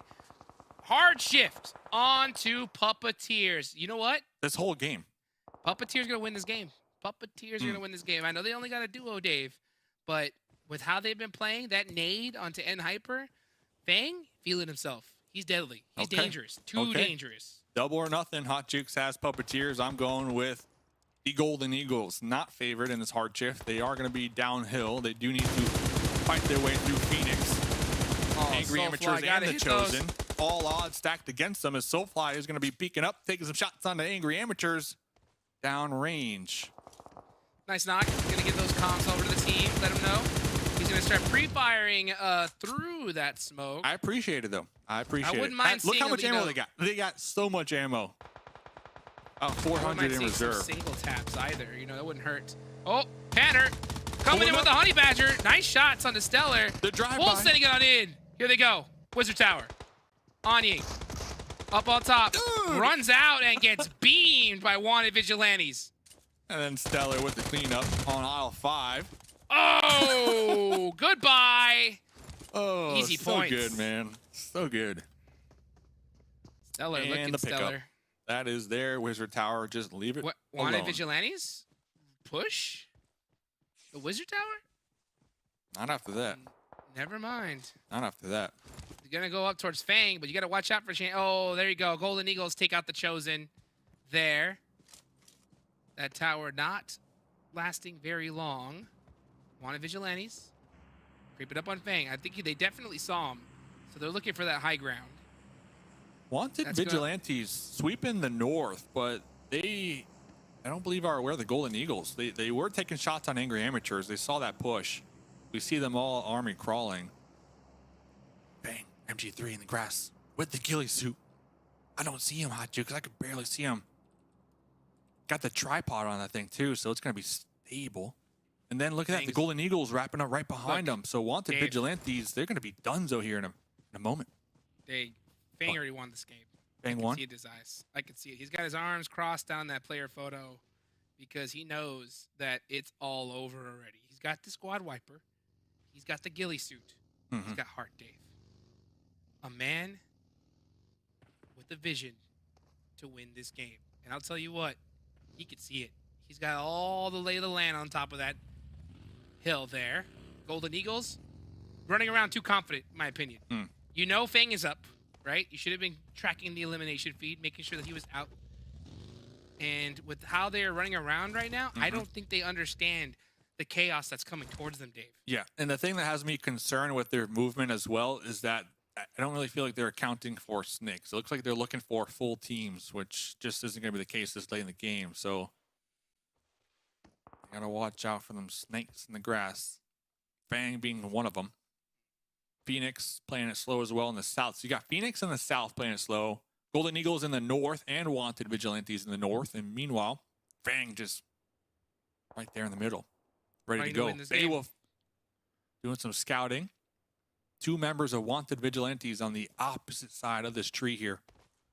Wanted Vigilantes know that they're over here. They saw the vehicles and now, yeah, said, sees the head of Beowulf. Creep it up ever so slowly. Next circle does pop, so both Fang, Golden Eagles and Wanted Vigilantes need to crawl up just a little bit. But Nemesis with the double barrel shotgun. Fang didn't even see it coming with the squad wiper. Ghillie suit or not, you can't be on the rock, Hot Jukes. And Fang. Soulfly, shots on to Beowulf. Beowulf's going to go for the run over. 100%. Okay. Yep. Gets it confirmed. In the blue zone. That's just a great distraction. Zed, beautifully played there from Golden Eagles. They didn't thirst Fang. Big mistake. Big mistake. Big mistake. Because you know what? This was all part of Fang's plan, baby. Boom! As Fang gets the finish with the grenade. Fang about to get picked back up. I'm telling you, Dave. This was calculated. 10 out of 10 play. 10 out of 10 right there. I cannot believe Nemesis did not thirst Fang. Big mistake. Big mistake. Regardless, they're out though, so they're not going to care too much at this point. But let's see, Golden Eagles trying to push up here, uphill just a little bit within grenade range. Meanwhile, Phoenix down below, not really moving too much here, playing it really slow, really cautious. Fang is back up though. We can confirm Fang is back up, Hot Jukes. And that is why Phoenix are refusing to push this right now, because they know that Fang is back up and that he just did a 100 IQ bait play, right? He allowed himself to get knocked, okay? Because he knew that was going to give the squad false confidence. And then Faye with the perfect nade, finishing Wanted Vigilantes. I mean, this is 10 out of 10 gameplay here, folks. And I'll tell you what, they are very close to the zone and are going to time this perfectly. I believe this is a big mistake. Golden Eagles not pushing up that hill and taking the position away from the Puppeteers right there. Obviously, they don't know they have the numbers advantage, but that is a good position, a power position in this zone to take up. Now they're going to be turtling up right behind this boulder. And across the way, Diamonds on the top, looking right in their direction. Oh! Diamonds with the M4. Yep, I do not like this push from the Golden Eagles. And look at this, Baby Tang is stuck beneath them. Diamonds. It's gonna be a rough one to make their way out of here, Hot Jukes. Oh, Baby Tang catches the nade. How did he find that angle? Literally just threw it blind over and just hits the mark. What a lucky nade. Or is it all skill? I think it's a little blend of both. I'll tell you what, though, Puppeteer staying very quiet here. Canary's looking in that direction just in case. Doesn't realize the chaos that's coming from that direction. Well, if we look at the terrain, Golden Eagles only have one pathway out of their current spot. That's true, Dave. That's only true. one pathway out. So Ronnie saw Fang for sure. Ronnie saw Fang because he wouldn't. Oh, or those smokes probably gave him away 100% as well. So Ronnie's going to be looking in this direction, throwing those nades. Fang creeping up little by little. Faye is now going to let the squad know where he is. Calculated play, another one. And let's see if Faye can spot Golden Eagles here. You got to watch out for Ronnie. Might be done. Ronnie might be done. Faye did see Ronnie right there in the distance. Another nade. But look at that. Look at that. See, we were talking about that choke point. The mollies now from Canary. Golden Eagles, they're stuck like Chuck for the time being. Uh-oh. Here you comes go, Fang. Fang. Here comes The Fang. DBS. Uh-oh, the nade. Got him. Easy thirst. And confirmed. Calculated. Like you said, Hot Jukes. Fang on the tear, feeling himself. Canary forced to lay down. No choice but to fall in fear. He even takes off his backpack. See, here, please take it. Big scared. Take it. Big Just leave me scared. alone. Let's see what Golden Eagles can do. Looking to time this and third party this at the perfect moment. Diamonds could hit a clutch double nade here. Second thoughts. This is it. Puts it Stage back. 9. This is it. This is 2v2. it. This V2. zone is going to close. Rise has a beautiful angle. Canary Oh, no. with the lay down. Oh, no. The jumping S12K, though, is going to be too strong. Yeah. And Faye's going to get the res. Oh, my goodness. Diamonds. Oh, my Diamonds. goodness. Diamonds looking to hit a big Oh, the nade grenade. for Baby Ting. in the open, running right past Diamonds. Diamonds stay Didn't even look quiet. in this direction. Faye have to make a play, and Faye stands up, gets one, but it ain't gonna work out for Puppeteers, and now it's all Diamonds! From behind, 1v1! Full send. Baby Tang throwing a Molotov. Beowulf giving the comms, letting him know where he is. Is Baby Tang gonna go for this res? Can't do it. Can't do it. It's all Diamonds. That nade looks gross. Oh, so close. Now that Baby Tang is gone, that's gonna eliminate. I'm sorry, that was Beowulf. That is going to eliminate the comms. Now Golden Eagles doesn't know where he is, but he has a good idea Beautiful. as that Molotov was On right fire. on point. It caught him. And we're going for the pickup. Get the pickup. Get the pickup. Can't You do got it. time. Can't do it. Too risky. Wow. Well, then Rai should be crawling up to get the intel, honestly. And I think that's exactly what he's doing. He's going to call up and make a distraction. Get the And intel. Baby Tang's going to just come up and go for the thirst here. So it should happen. Yeah, he hears the scooting from Rise. He's going to stand up and actually go for those shots. And Baby Tang did not push at the same time. He's going to challenge it, though. Here we go. 1v4, back and forth. And wow! Golden Eagles. Caw-caw! The last bullet of that UMP wins the game.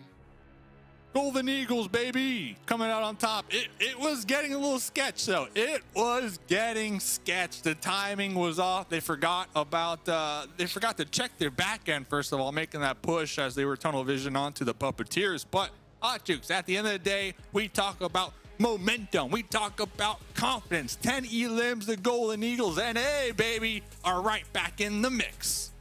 Let's get it going. I gotta give a big shout out, of course, to Fang from Puppeteers, allowing Golden Eagles to win that game, Dave. Wow, I mean, crazy to see, you know, the strategies here. I mean, just letting Golden Eagles win that one and hopefully trying to win it later. We're seeing something different here, Dave. This is my Golden Eagles sending you guys to break.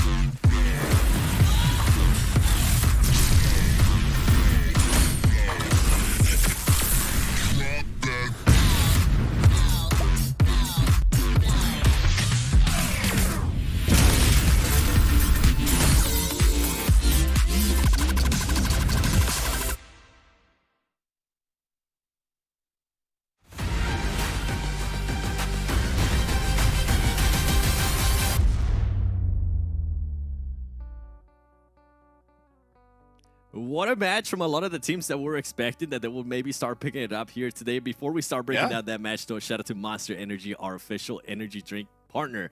Golden Eagles, Cam.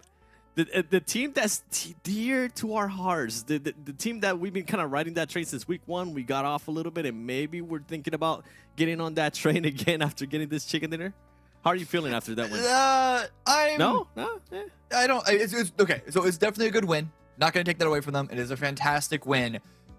But like NHyper, they were in position to win this entire thing, and then for some reason on phase 5, right when I was about to select them from getting top 3, they pushed towards the north and just give up their strong position, which was ended up being taken by Puppeteers, who also performed well. So like NHyper is, granted, it was their choice to make that play. So I'm not saying that like that Golden Eagles didn't deserve it, because they did what they needed to do with the field that was given to them. Got 10 elimination points. The way they finished that one out was really, really strong, understanding where the field, how the board was set with the terrain around them, pushing where they needed to push, holding back when they needed to hold back.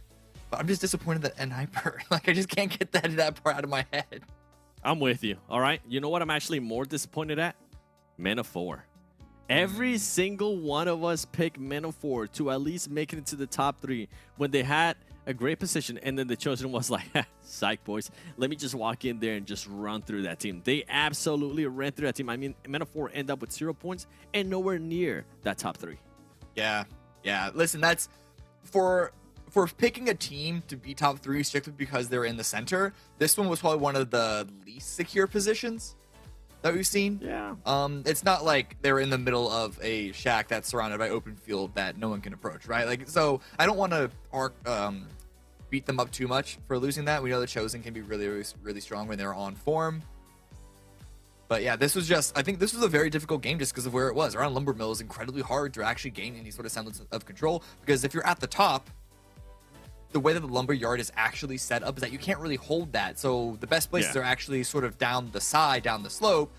But even then, you have to worry about, is someone going to be able to swing above you, get the high ground over you, or have all these different angles and stuff. So this one really was good for teams that were willing to run and gun and fight, which is why I'm not surprised to see teams like the Chosen and the Puppeteers up here. Yeah, not surprised at all. I mean, the Chosen, 1,800 damage, 10 elims. And I want to go back to what you were saying there with NHyper, because, man, those are great stats. And if this team wouldn't have had that slip-up of just... I feel like they were just feeling confident after what they were able to do in Vikendi.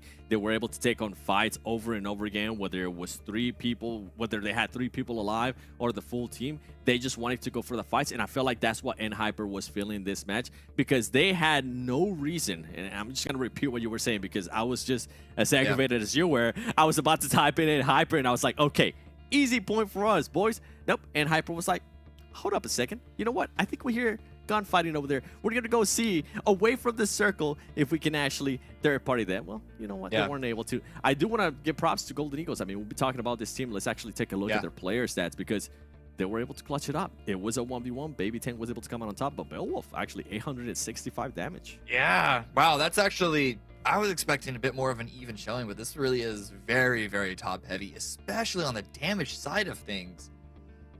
So this is not what I expected. Yeah. Were you expecting a little bit more from like everybody else? At least a little bit more even. Like, you know, when we're looking at a particular round, there's always going to be 1 or 2 people that pop off. It's really, really rare to actually have a good performance with a bunch of eliminations, good placement, where everyone is pulling their weight in one round. You really only see that across like a whole series, but still, that's a drastic number drop off. It is. I mean, this team still work in progress. All right, we're gonna give them a break. Still work in progress. They're trying to get their feet back. They got the win. They got the win. Yes, they did get the win. You know what? Let's actually take a look at which map we're gonna be going up in next, because it is Cam's favorite, ladies and gentlemen. It is gonna be Miramar. And Let's Group go. C is going to be sitting out, which means Puppeteer, you're not going to be able to continue on the momentum from having that great match in Erangel. Same with the Chosen. I love how the Chosen was able to play that, but they're going to have to sit out, and it sucks, man. It sucks when teams have such great performances, especially teams that are fighting for those points that they definitely need, and they have to sit out. Yeah, exactly, because Puppeteer are trying to put themselves in position to hit the top 8, but they're contesting against Skills of Mind, who are also continuing to perform very well, but Skills of Mind are also having to sit out here. So that race for 8th place, that race for a solid position into the bonus points, even though it's just 1 or 2, it's going to have to be put on hold for a while. And we actually could see Excuse try and swing themselves up there with those 2 teams out of it. Yeah, I don't even want to give any predictions on some of the other teams because I've been a hit and miss. But you know who hasn't been a hit and miss? The people that have been using that hashtag PMPL NA on social media, because we actually got somebody to get the prediction right in the last one, and that was Relapse. Nice. On the YouTube chat. You actually ended up picking none other than Golden Eagles, so congratulations. But there was somebody else that I feel like got clickbaited by Men of 4, and I'm just going to give you an honorary mention. That was SSJ Dark. Same thing happened to you, all right? So you know what? Let's see what's going to be happening here. It happens to everyone. All of us, so don't worry about it. Let's see what's going to be happening here in this next Miramar. Take it away, Mustache Dave and Hot Jukes. Oh, let's get it going, babe. We're going straight into the game here, Dave. And straight into 600 UC into somebody's pocket. Maybe Relapse caught it. He did predict the last game. I know he is Excuse's biggest fan. He's been cheering on Excuse from the get-go here, Dave. So, I mean, for Relapse, I know he's excited for this match. How are you feeling? I'm feeling good, man. And I love that they're cheering on Excuse. Excuse, I believe, 13th overall.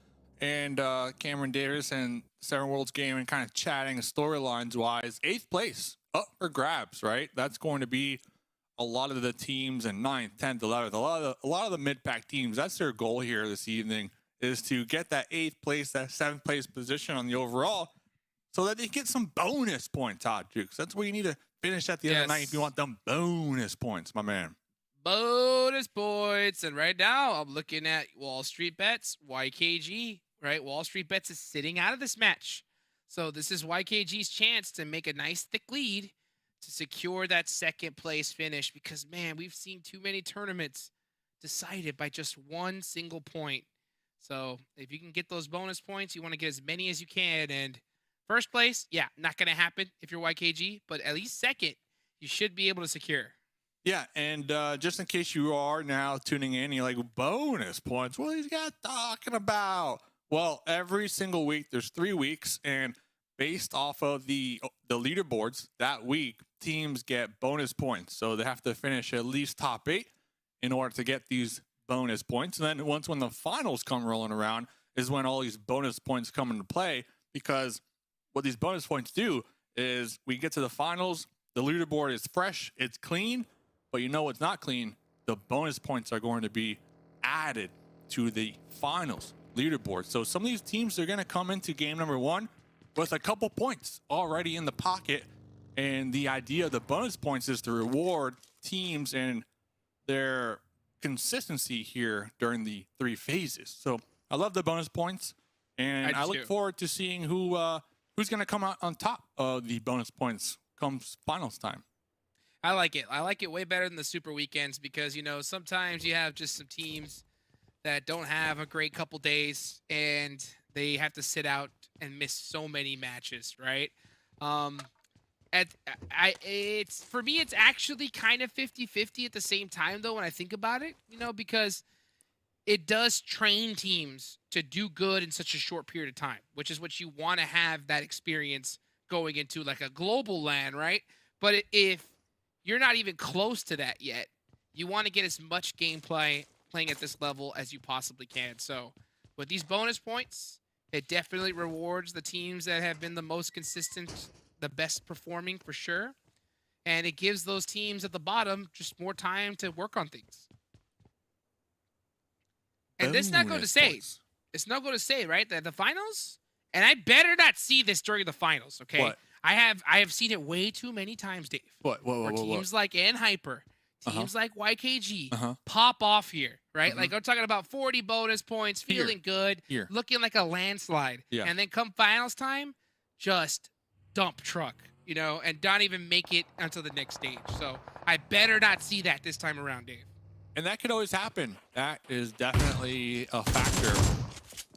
Peekaboo! Oh, that's always a factor because you know, teams are definitely going to study up and they're going to practice. They're going to scrim. They're going to watch the VODs. They're going to look to get a coach if they don't already have one and look for that additional support and just prepare themselves for the finals based on all the lessons learned here in the 3 phases. So it's definitely always the potential for the upsets for sure. But at least the top consistent teams will have a couple points to kind of cushion those external factors. So For sure. but it's always there. It is definitely always there. And 30 bonus points, that's 3 chickens. You know, if you are going to have that, or if you're going to have 20 bonus points, that's 2 chickens. So you got a couple chicken to work with, but that goes by really quickly, Hot Chicks. Yeah, it definitely does. You know, the reason why I love the bonus points is if I was a team, right, that got those 30, those 40, what it really helps is it just helps give you a little bit of breathing room if you have a bad start, okay? Because you never know how game 1, game 2 is going to go. So if you have a bad game 1, game 2, it gives you a little bit of breathing room, right? To say, okay, hey, let's just wipe this off. Let's get that anxiety off. We got still a little bit of a lead. We have time to come back, right? So that's what I think it's really for. And I cannot like really express just how huge that is when everything is on the line, Dave. Couldn't agree more. Just kind of looking here, seeing what Trick is doing. But real quick, during that break, Stranger from Golden Eagles let me know that last night they did VOD review and they had their coach give them an inspirational speech. Wow. Yeah. How'd that go? Speech. It obviously went well. They got the chicken last game, right? So I wonder what the coach said. yeah, I need to know what the speech is, because you know what? I wake up in the morning, I need that speech when I look in the mirror. So I'm gonna be sliding in them DMs. But I know that the main goal for the Golden Eagles was to get that chicken today, and just kind of snowball from there. You know, try to get that top 8. So I believe they're in 9th. Yeah, they're in 9th after that last game. So they're right there. Ronnie getting pieced up by Trick. That M16 single tapping away. Gonna go find another angle. Nice pepper. I wonder, is MEZEXIS gonna push it? Trick is looking to get a little spicy here. So Jukes, real quick, talking ahead. spicy. Talk to me. Early game. I know we still got the finals, and I'm getting way ahead of myself. But the next lobby, it's Americas, right? Yes, that's What correct. team here will actually be able to perform in Americas from what we've seen so far? Okay. If you had to pick one. I If you mean, had to obvious. pick one. If I had That's to pick not one, in hyper. it would be YKG. It would And be not YKG. It would be Execute. Okay, that's what I was kind of fishing Yeah. for. I want like that third team, you know? And I'll tell you what, I want Execute to do it. And the reason why I want Execute is because, you know, you have Tensa, who's been there at a global LAN. That is an experience that is invaluable.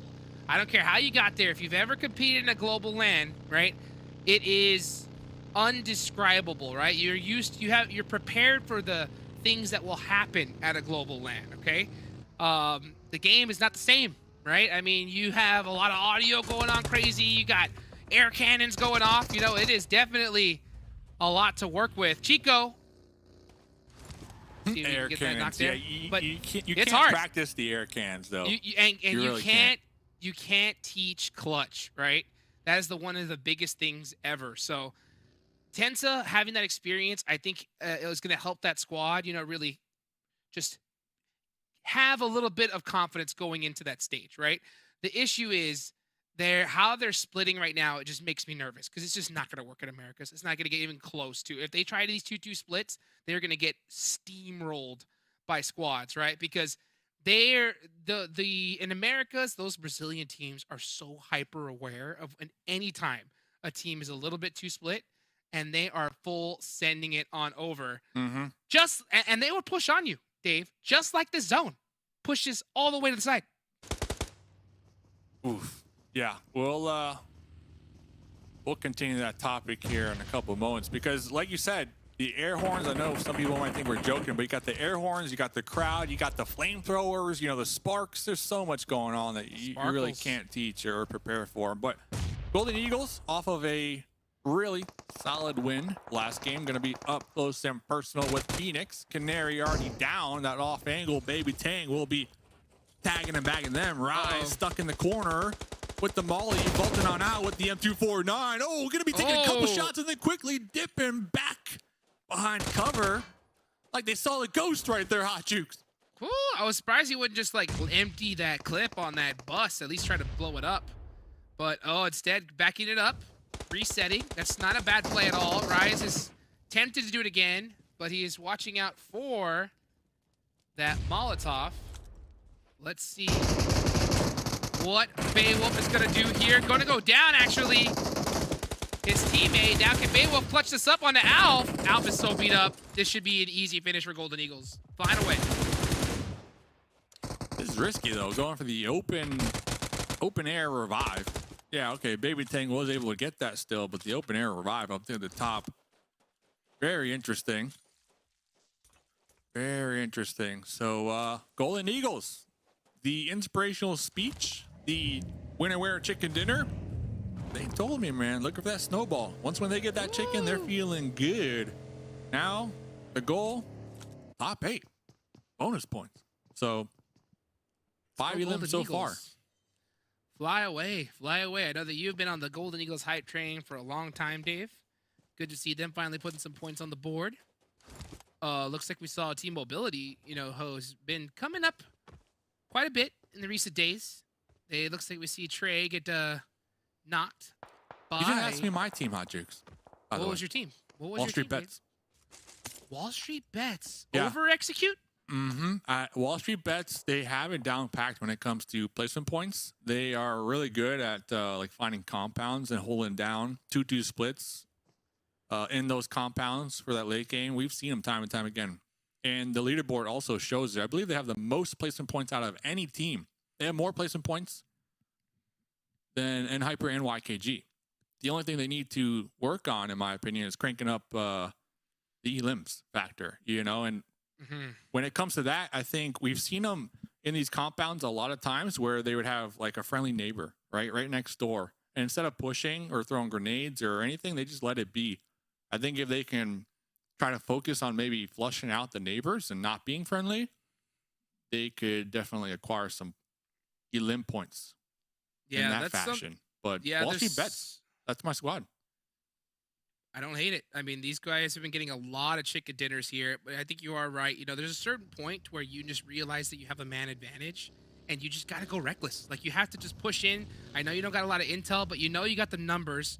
You just got to push in and hit those flicks. And especially when you are in a position where timing is so important, right? Like, getting that finish so you can clear that side out for the next zone is so huge. Like, you have to make that dice roll. And I'll tell you what, those squads in Brazil, they do it all the time, right? Yeah. They will understand that, hey, you know what? We got to fight this team now. We have no choice. Otherwise, we're all going to lose. So we're just going to run in and just hit these shots. And it catches so many squads off guard, and they're able to soak up so many elimination points because of it. Yeah, definitely agree. They're quick with it. So hopefully some of these teams can start to realize that, and as we move forward here, always looking at that next stage. But we got to get through here and another week and finals, of course. But it's good to have your eye on the bigger picture, of course, right? At the end of the day. Bigger picture, though. BOPE. Real passive right here. I know they got the zone in their favor, but they're dead last, Hot Jukes. They got a team right on the other side. They're going to have a nice opportunity to gatekeep. But still, BOPE, yeah, I want to see something from BOPE. Now they're going to let Excuse retreat and run away. So this is essentially going to be some elim points just sliding out of their hands here for a team that desperately needs points. Yeah, I think they pretty much just have signed it over for this week. Maybe they can come in next, but yeah, with them constantly running away from fights, it is not going to look too good. The Panthers are in the mix here. Are they going to start putting some shots down range? You see them hunting for some angles. They definitely need to win here. Illusion. Ooh. Oh my gosh. I don't think he even touched him. I do love it though. Illusion just said, "Hey, I'm saving Baby it." Tank said, "You know what? I'm out of here." Oh, Those man. shots are a little too close. Yeah, this is going to be BOPE, K19, Golden Eagles, the Panthers, and Excuse. So 4 teams down here on the southern tip of the play zone, with that road being the knife and the cake, and on the opposite end on the hilltops, Execute. And we've seen Execute play those hilltops multiple times, so they're really familiar with that. Doesn't even matter though. Next circle does pop up, Monte Nuevo in play, and YKG all the way up there in the north, just big chillin', having their way of the land, as we're starting to see some fire markers on the map. Golden Eagles and Execute shooting back and forth at each other. This is a big fight. This is a big fight because it's going to really tell who can possibly control this side of the map. Honestly, all these teams are just in big trouble. This is not the place you want to be, but this is what you got to get done, as Illusion is trying to drive off away in that McLaren. Oh, no. Nate Oh, with no. some angles, trying to avenge his teammate Chronix. Oh, my goodness. Yeah, just leave it. Honestly, like, sometimes the eliminations just aren't worth it. It's just worth just getting into the next zone. Welcome everybody in chat, by the way. Things are just heating up here on this Miramar map, so you're tuning in at the right time, as we are going to be looking at no hacks from BOPE, trying to get these grenades, the heat-seeking missiles here onto Excuse. Looks like Excuse were able to get the pickup, the revive. But this goes back to what we were saying. BOPE desperately needing points. Still playing this one really cautious here. Jukes. Yeah. Retreating. Too cautious. Retreating. Too cautious. Sometimes it's better to just use that M4, especially when you're in a position to gatekeep. No hacks really risking it right there. And still running no. Okay, finally, there it is. All right, Trip said, "I've had enough of this." Shuts down that shot. And looks like Legend, though, will catch no hacks. So no hacks running into just the lobby, it looked like. Not sure what he was up to there. But Trip is hungry. Yeah, Trip's hungry.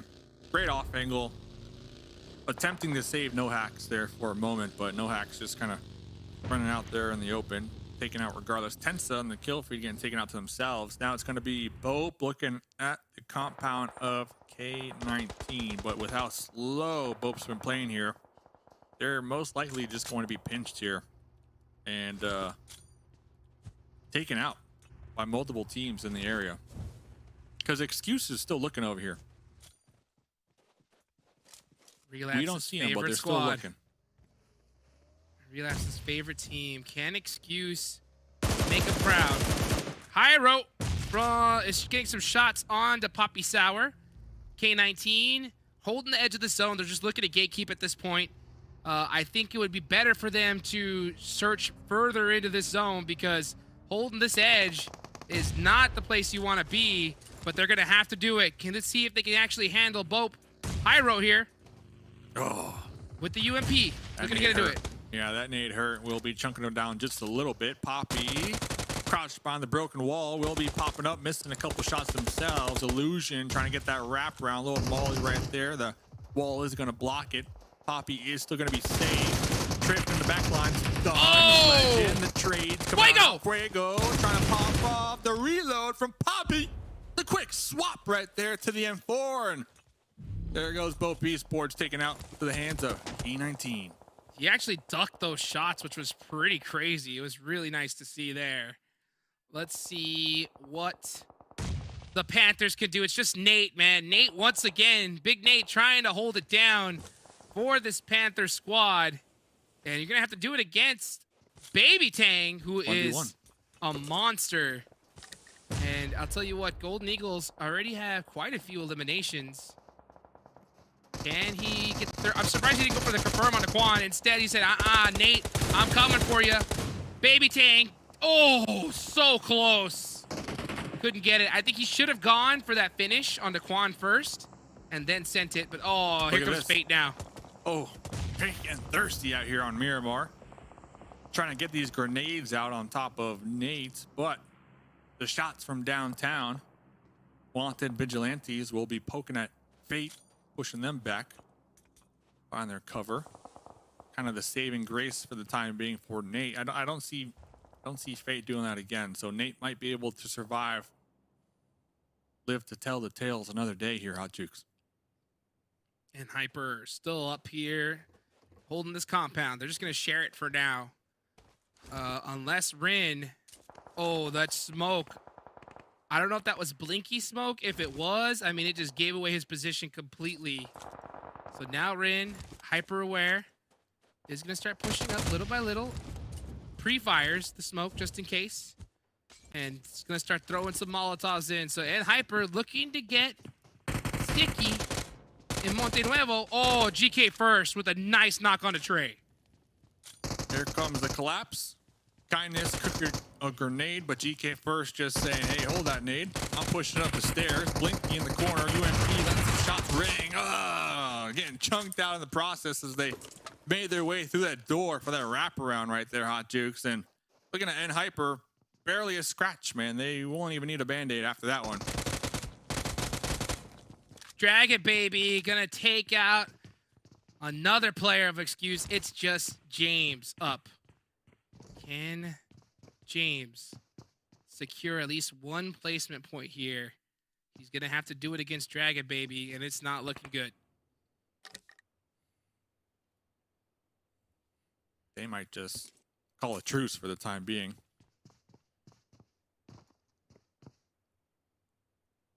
Do it for relapse, James. Yeah. Do it. Yeah. Truce time. As, K19, spread yep. out. Yep. Wanted Gonna Vigilantes. Care package. You can have it. High ground. You can have it. Next zone. Oh. You can have it. This is It's gonna go to N Hyper. this These is Wanted zones- Vigilantes game though here, Hot Jukes, in my opinion. It may be, but I'll tell you what, these kind of zones, I've seen it happen time and time again. It's going to lock right onto N Hyper. They're going to stand up and just do what they do best. So I think if you are Wanted Vigilantes, I think it's time to start pumping up that aggressive gene, because it's going to happen here in a few seconds. And yup, it is going to go center on up. And Hyper is in this next zone. If you're Wanted Vigilantes, it's time to start shooting. I'm surprised Nate hasn't really moved too much and made their way through the little buildings, little scattered buildings down there below. Looks like Casper, Fate still going to be holding back down here for the time being. They do have this monster truck to work with. MEZEXIS not too far from them, downrange, downhill. And then Angry Amateurs are able to leapfrog into the zone right ahead of MEZEXIS. And MEZEXIS, they're going to be heading right towards Angry Amateurs. Casper still hungry as ever to try to take down Nate. But here comes the MEZEXIS bus crash. Double wheelie sidewinder right here. Inactive popping on outskirts saying, what the heck is going on? Gonna be breaching outside with the Scar. Jump shot. Taking down two. But the return fire. Pan her from the outskirts. Oh my goodness. Angry Amateurs able to defend right there, Hot Jukes. Shots all over the place. Chico is trying to get to his squad as YKG does have one member down. They've got 8 eliminations so far, so YKG definitely turning up here. 24K spots Fate. Gets a couple shots off. Gonna go ahead and hold this building for now. Nate still alive. Surviving for the Panthers as they only have 4 eliminations. And Hyper still up. Full squad as well. I mean, Execute. Fate and Casper. I mean, I think they're getting used to playing as duos now. Hopefully they can just make a great play here. And I mean, this is going to be tough when you do not have a bus, right? Bus is stuck. You are hoping that the zone lands on you now. The bus is stuck. Excuse taken out, so there they go. Chico Poor relapse. looking right over here at Angry Amateurs. Most likely saw the chaos unfold through the scope here.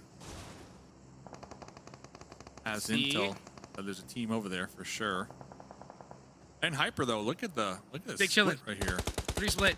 Yeah, they're doing a 3 split because with this particular compound, if one gets pushed on, they should be able to support each other regardless. So Kindness is just looking for intel right now. His main goal is not to really much go for fights, but just not get knocked. That's what Kindness is really doing in this position. Wow. QZZ also just doing some investigating. Will Vigilantes. be occupying the northern compound of Monte Nuevo. holding down the edge right there. Love to play. Dude, Vigilantes have all the silence in the world. Soulfly, I thought Oh, I and saw vehicles. something. They got 3 up there. Blaze running in the bowl? Super risky. Want to Right fight. out in the open. Want to fight. Blaze Full in the sending it. open. Legend saying, what is going on out there? I don't know what he was doing. I mean, the zone hadn't even closed yet, so I don't know what sure he was thinking. But he's going to go down. Dude, needed K19 will use the bathroom. take that point. Take a break. Ooh, Angry Amateurs. Uh-oh. YKG. The timing is a little off, though, here, Hot Jukes. Skur is still all the way down there, not with their teammates. Joey gets knocked. Supra. Chico with the DBS. Oh, how did that miss? The elusive moves right there from Angry Amateurs, dodging the slugs to the dome. YKG Matrix. on the second story. Skur on the outskirts, holding out execute to allow their 3 teammates in the building to take out YKG. Chico about to jump out. He sure did. Jumps through the window. Applies more pressure, and now it's Angry Amateurs in big trouble. Skur late to the pull-up, buddy. This fight is over. And it looks like he is able to secure at least 1 point for his squad. Can't catch me. Oh my gosh. Can't catch me. What is... Oh, that was Zed. Okay, I thought that was Skur that got that knock. That was Oh my Zed. goodness, a grenade. A grenade would have been the deal. Sealer right there. Instead going for the heal. Now here comes a grenade. Does have 2. Looking for that ricochet off the wall, Hot Jukes. Oh, so close. Here he goes for another one. Chico reloaded. All the way down. Whoa, whoa, whoa, Oh whoa. my gosh, that's dangerous. How did that not knock 24K? Chico reloaded too. Chico So- whispered in his ear as he came down the stairs. He's Oh. like, hey, grab the grenade, and then ran right back up. Oh, yeah, that was shut gonna down. happen. Chico, double barrel shotgun, close quarter combat. No option right there. YKG, 11 eliminations. This is the game they've been waiting for. Kindness has him spotted, though. And I'll tell you what, if N-Hyper should know that this is YKG here by just looking at the feed. And I wouldn't be surprised if we see N-Hyper make a wraparound here just to make sure that this team goes out. Kindness is Wanted little, Vigilantes? still alive. Kindness's little angle right there is something else. Just mountain climbing the edge. Chico goes down. Chico didn't even see that one coming. I mean, look at this angle. Was able to spot here we them go. making their approach from building to building. Wanted Vigilantes can really play spoiler, though, to N-Hyper on that high ground position. Now we finally see, like I said, we knew that N-Hyper was going to full send this position and look to thirst out YKG as fast as possible. But you're right. Oh, those nades are just so perfectly placed. They're not pushing, though. They're not moving. Wanted Vigilantes 24K are is not almost moving back there. They Yep. hear the grenades in the distance. They know there's a fight. They see the feed. But still, just counting their ducks back there. That is the difference between Wanted Vigilantes and N-Hyper. Like, honestly, what is the entire squad doing? What is Fishy, Soulfly, Nemesis doing way back there? You heard the shots. You know how many people are left in this game. Why are you even looking in that direction?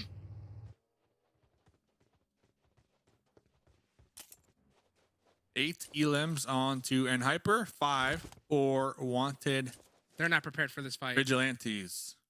A classic Miramar 4v4. Nemesis still on the back lines right there, looking behind him. Zed in the front Dead. lines. UMP is about to be faced up against at least 3 barrels of weapons. Now with those shots, the whole team should be facing this direction now and sending it. Like, if they didn't know then, they have to know now. Yeah, finally we're starting to see Soulfly and Nemesis come head this way. Nemesis still holding the back line. I don't know what he's waiting for. Maybe some kind of cheeky full angle push. Let's see if he's going to be able to even catch it, though. They're getting surrounded, too.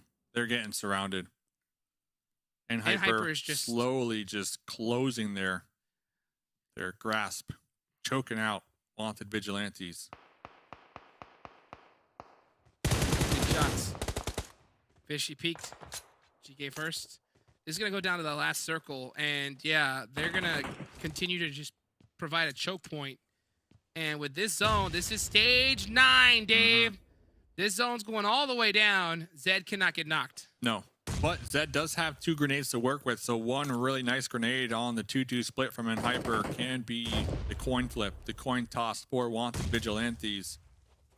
Zed looking in the wrong direction, though. The other duo is right to their right-hand side. Here comes Fishy getting lit up as they stand up. Fishy is going to be smoking themselves over here. Kindness using the smoke as cover to get within grenade range right now, Hot Jukes. He's pushing. Wanted Vigilantes should push one side together as a team. This split is getting mighty dangerous. Got our shotgun out? Honestly, what Nemesis is, like, this is not a bad position to be in. Like, having the squad kind of just wrap in this direction. What, the shotgun, though? Could be the play. Yeah.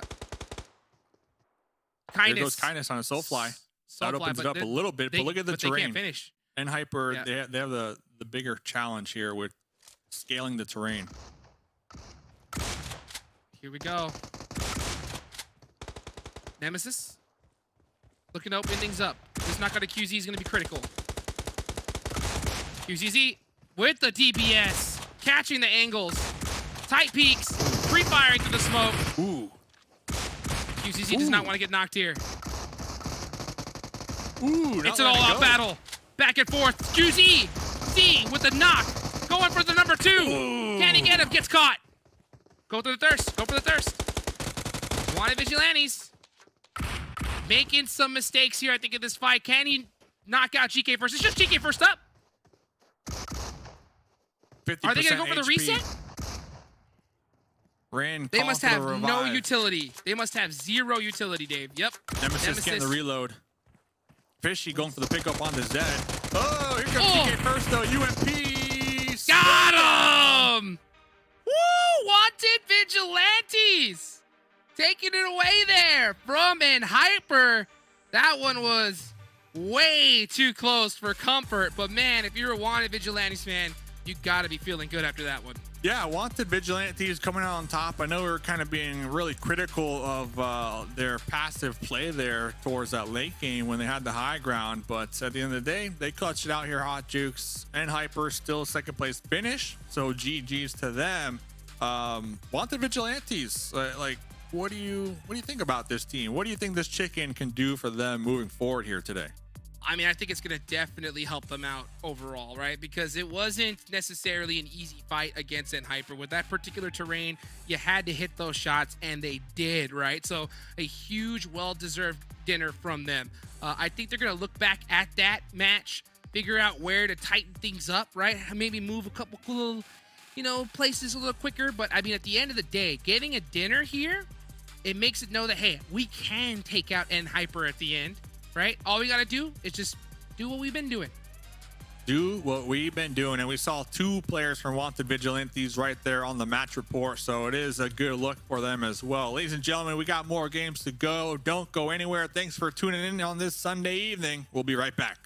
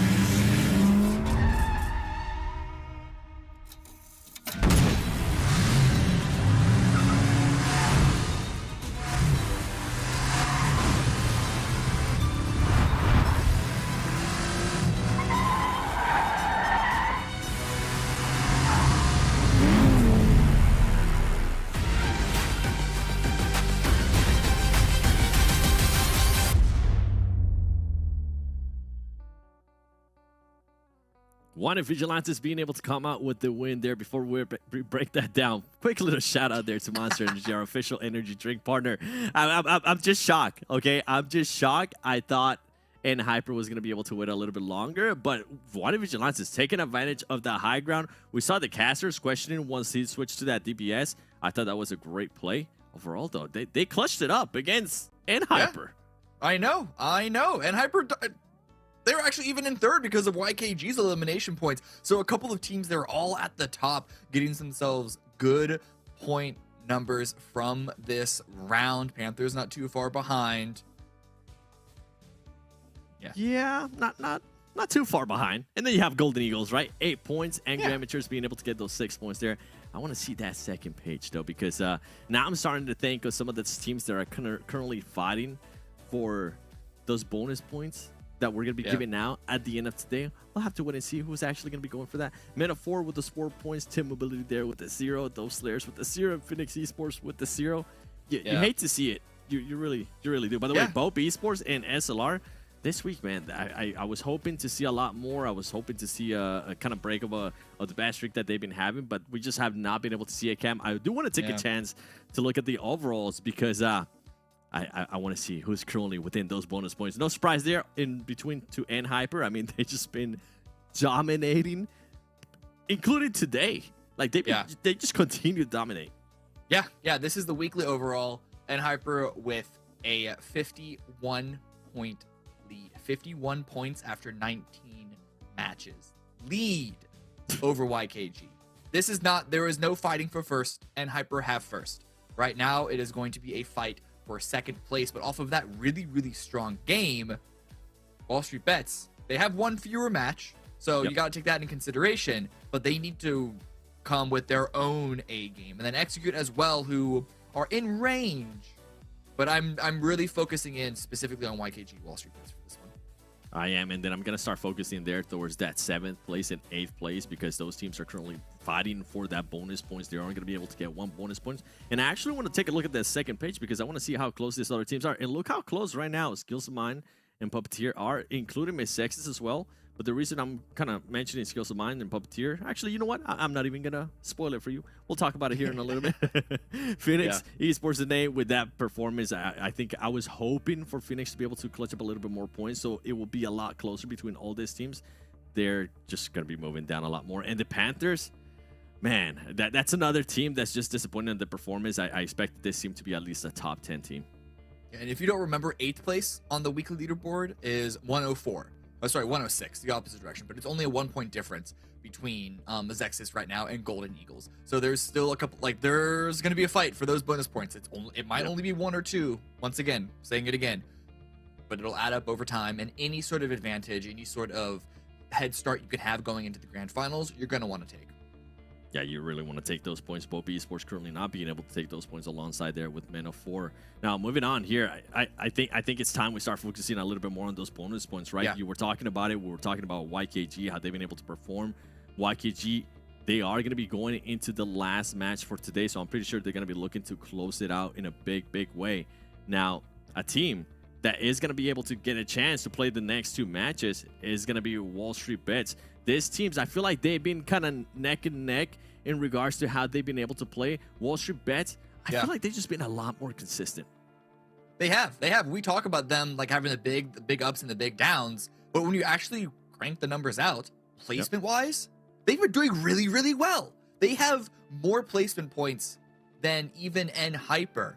The difference is the eliminations. And Hyper have twice the eliminations of WALLSTREETBETS. YKG, of course, as you can see, have 2 average eliminations over WALLSTREETBETS. It's 150% difference. So that is a really big gap here that we're seeing, even if the damage is looking about the same. But WALLSTREETBETS, they get those placements. They always get those placements, whether it's 3, whether it's 4, and whether it is the 10 that you get from the number of wins that they have, because they have the max right now.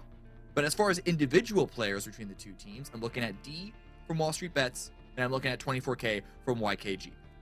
For D, he has the most eliminations on his team, but it's the damage that really stands out, having a pretty far and away separation of him and everyone else. He's currently sitting at 5.5K. Second place is 4.8, which is pretty good, but that's still a clear difference there after 18 rounds. And then for YKG, it's 24K. We already know 39 eliminations for him, sitting at 7.3K damage. Like, those are the two stars that I want to see, like not the literal head-to-head, because you can't really get that in a battle royale, but as far as the spiritual head-to-head for these last few rounds.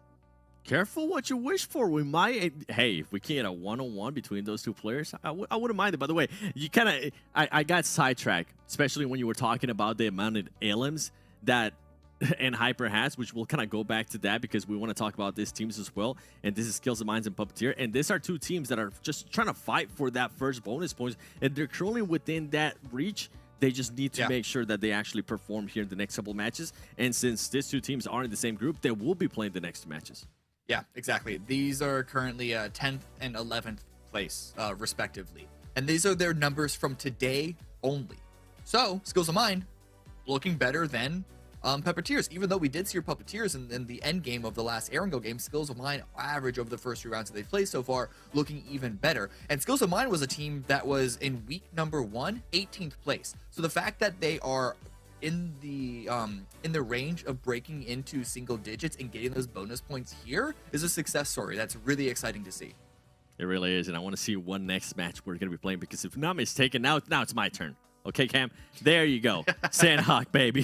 The madness. We're not going to be ending it with Sanhok, but I'll take the madness any chance we can. And NHyper's not going to be here. A lot of these teams that we're just talking about, Skills of Mine, WALLSTREETBETS, Puppeteer, all of them, they need to take advantage of that, because NHyper has been on the tear, as we were mentioning. Let us know, who do you think is actually going to be able to come out on top here in this next match in Sanhok? Use that hashtag PMPL NA. And while you're at it, get ready, YouTube chat.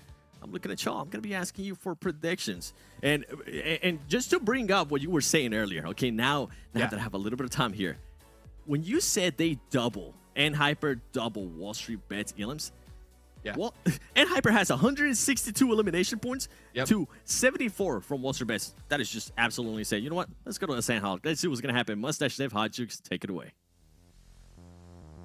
It's time, baby. Sanhok. Papa Blue.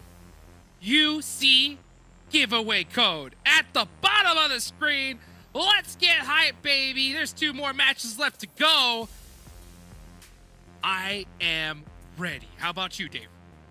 I don't know how I feel, man. I don't know how I feel. Oh, no. I picked Wanted Vigilante last game to win it. They put me with some other team. All right. I feel like 7. I see you, man. I see you. You know what I'm saying? I'm over here trying to be 5 for 5 tonight. That's all right, guys. It's okay. We all know. We all know. But Hot Jukes, this game, Sanhok, Bootcamp, YKG are in play. So they're going to be having that one to themselves. Big chillin'. Who is sitting out? NHyper. NHyper. That's going to leave this mobility. That's going to leave that entire south side of the map completely open. Sami, Camp Charlie, .com. So, I mean, I hope these teams really realize that, especially a squad like Men of 4 who's been having a lot of trouble today.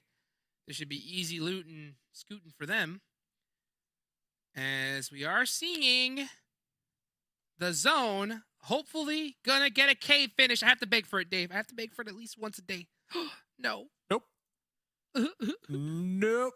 Chat has been wild tonight, by the way. So I don't know what's in the water, but it's always a good time. So looking at zone number 1, Golden Eagles are going to be pretty good, pretty chill. BOPE up there at the top, not too shabby if I have to say so. Wanted Vigilante is also in it. So looking at teams with the biggest challenge here, possibly Men of 4 all the way down there in the south. They might have some struggles, as they are going to have to make their way through multiple teams to rotate into the zone that is going to be up there in the northeast. Let's see. YKGE landing in boot camp is going to be their good old-fashioned place. So the Panthers going back to Paradise Resort. You can see them there. Man, dude, the Panthers. Come on, dude. This is your game. This is the one, okay? If this isn't the one, Dave, if this isn't it, then they need to talk to the Golden Eagles and get that speech. Okay, Yeah. that's what needs to happen. Let me borrow some of that what speech real quick. They need to borrow some of that speech, baby. You know, get someone to get in there and give it to you because, man, dude, this squad has been on the struggle bus. Average 2 eliminations in Sanhok. What is going on? Quan and squad, hopefully, can get it turned on here. Let's see. Wall Street Bets. Dude. What about? To the moon. To the moon. They Yeah, I remember are that. they are big chilling right now, still in 3rd place. I think with YKG's performance, that is going to leave us, I think, too big of a gap at this point to catch up. Right? What do you think? Too big of a gap. Let's see, what are they at? 179, right? YKG and right behind them. Yeah, it's gonna be 25 points. With 2 more games to go, if YKG don't do anything, they could catch up. But that is with YKG not doing anything, which we really haven't seen so far. I think maybe 1 game they got taken out early. That comes to mind when they made like a really questionable push, but hasn't really happened since then. So I don't know. At the end of the day, though, 3rd place for Wall Street Bets is a That's W. dub. That's a W. Last week they were 8th. So Yep. huge W right there. I mean, they doubled their placement points since last week. Crazy They didn't performance. really double their elim points, but still, they're looking a lot Dude. better on the overalls. How many chicken dinners did this squad have already? You know, 5. and the thing is like, we don't know what the PMGC road is. We haven't talked about this, right? But last year it was overall points from both the spring split and the fall split, right? That went to the Knights to get that automatic ticket. We're not sure yet what's gonna happen here. So Wall Street Bets soaking up a lot of chickens and getting those points. Definitely where you want to be. Let's see if Suppig, though. Suppig is on the run from Execute. Gonna get finished there. That's Nice dirty. confirm. Stellar's not even over here. Stellar was looking ahead, looking to find a place to call home in the next circle. Meanwhile, Execute on the hunt. It said, Dave, you're picking Wall Street Bets, Dave, for the Americas? Well, guess what? We're showing up. We're gonna make Papa Jukes proud right now. Let's go. Gaji. Looking to take out the Chosen. Gaji not putting up a fight, though. Not going out. Not going out easy. I am looking at the chat as they are reacting to that last game. What did they say? Crazy hype. Oh, they What'd are they say? going absolutely nuts for wanted vigilantes. Let's see if Gaji can get them hyped now. Unfortunately, not able to hold it down. UMP. It's either UMP or shotgun, Dave. UMP, shotgun war to the end. Yep. And Jason from Execute is still going to be across the bridge for the time being. Is going to be in their own little skirmish as we see them jump down right there. I believe with Stellar. So interesting plays happening all around. Ah Ying, we saw them before. They're able to really clutch out these high pressure moments. Dude, Anying's goated. Anying is goated. 100%. There's one. Casper from behind. Oh There's my two. The quick gosh. 360 double barrel shotgun. Pump First and aid? Dump. You can have it. Looking for the heal. Bandage. He bandaged because he knew that it wasn't going to get in time. And now he's going to body fate in just a few seconds. Are you kidding me? Getting another heal off. Great. Walking through the door. Anying. Fate, don't do it. Faking him out through the door. Taking the shots to pre-fire through the window. Through the wall. Anying did get some heals off. More pre-fires through these windows here. 10 more slugs. 10 more slugs. Now here comes Stellar with the support. Taking this Here he 1v1 into a 2v1. Oh my gosh. And Execute getting taken out right there. By the Chosen. By Anying. Let's be real. By Anying. Sometimes this job is easy, Dave. Sometimes you just gotta let the plays speak for themselves right there. And what is that play? What is that play saying? Ooh, If you don't mind me that's what asking. it's. If you're an Execute fan, it says ooh. Mm. If you're an Ani fan, it's oh Oh. oh. Mm. That's what it says right there, Dave. That's what Wow. it says. Well, And if you're the Chosen fan, you're like, ugh. So, you know? Yeah, definitely. Stellar doing a good job though at really keeping Jason at bay across that bridge, buying a lot of time right there for Onion to make some plays happen. I do appreciate though how Execute didn't just full send a duo through the front door. Instead, they tried to take out Onion from both sides of that hot dog building, you know, breach at the same time. But they were off by at least 1 second. And then in that 1 second, Onion was able to get one, 360, get the other. So this dude must have some good in-ears because he heard all the footsteps. He was ready to go. Chronix. Oh, he spotted Chico. Oh, he said, I see ya. I see ya. And Chico is wide out in the open. Chronix is on the full run now. He said, oh, I'm out of here. See ya. He's gone. High knees. The little high bait. knees. Little bait peek right there.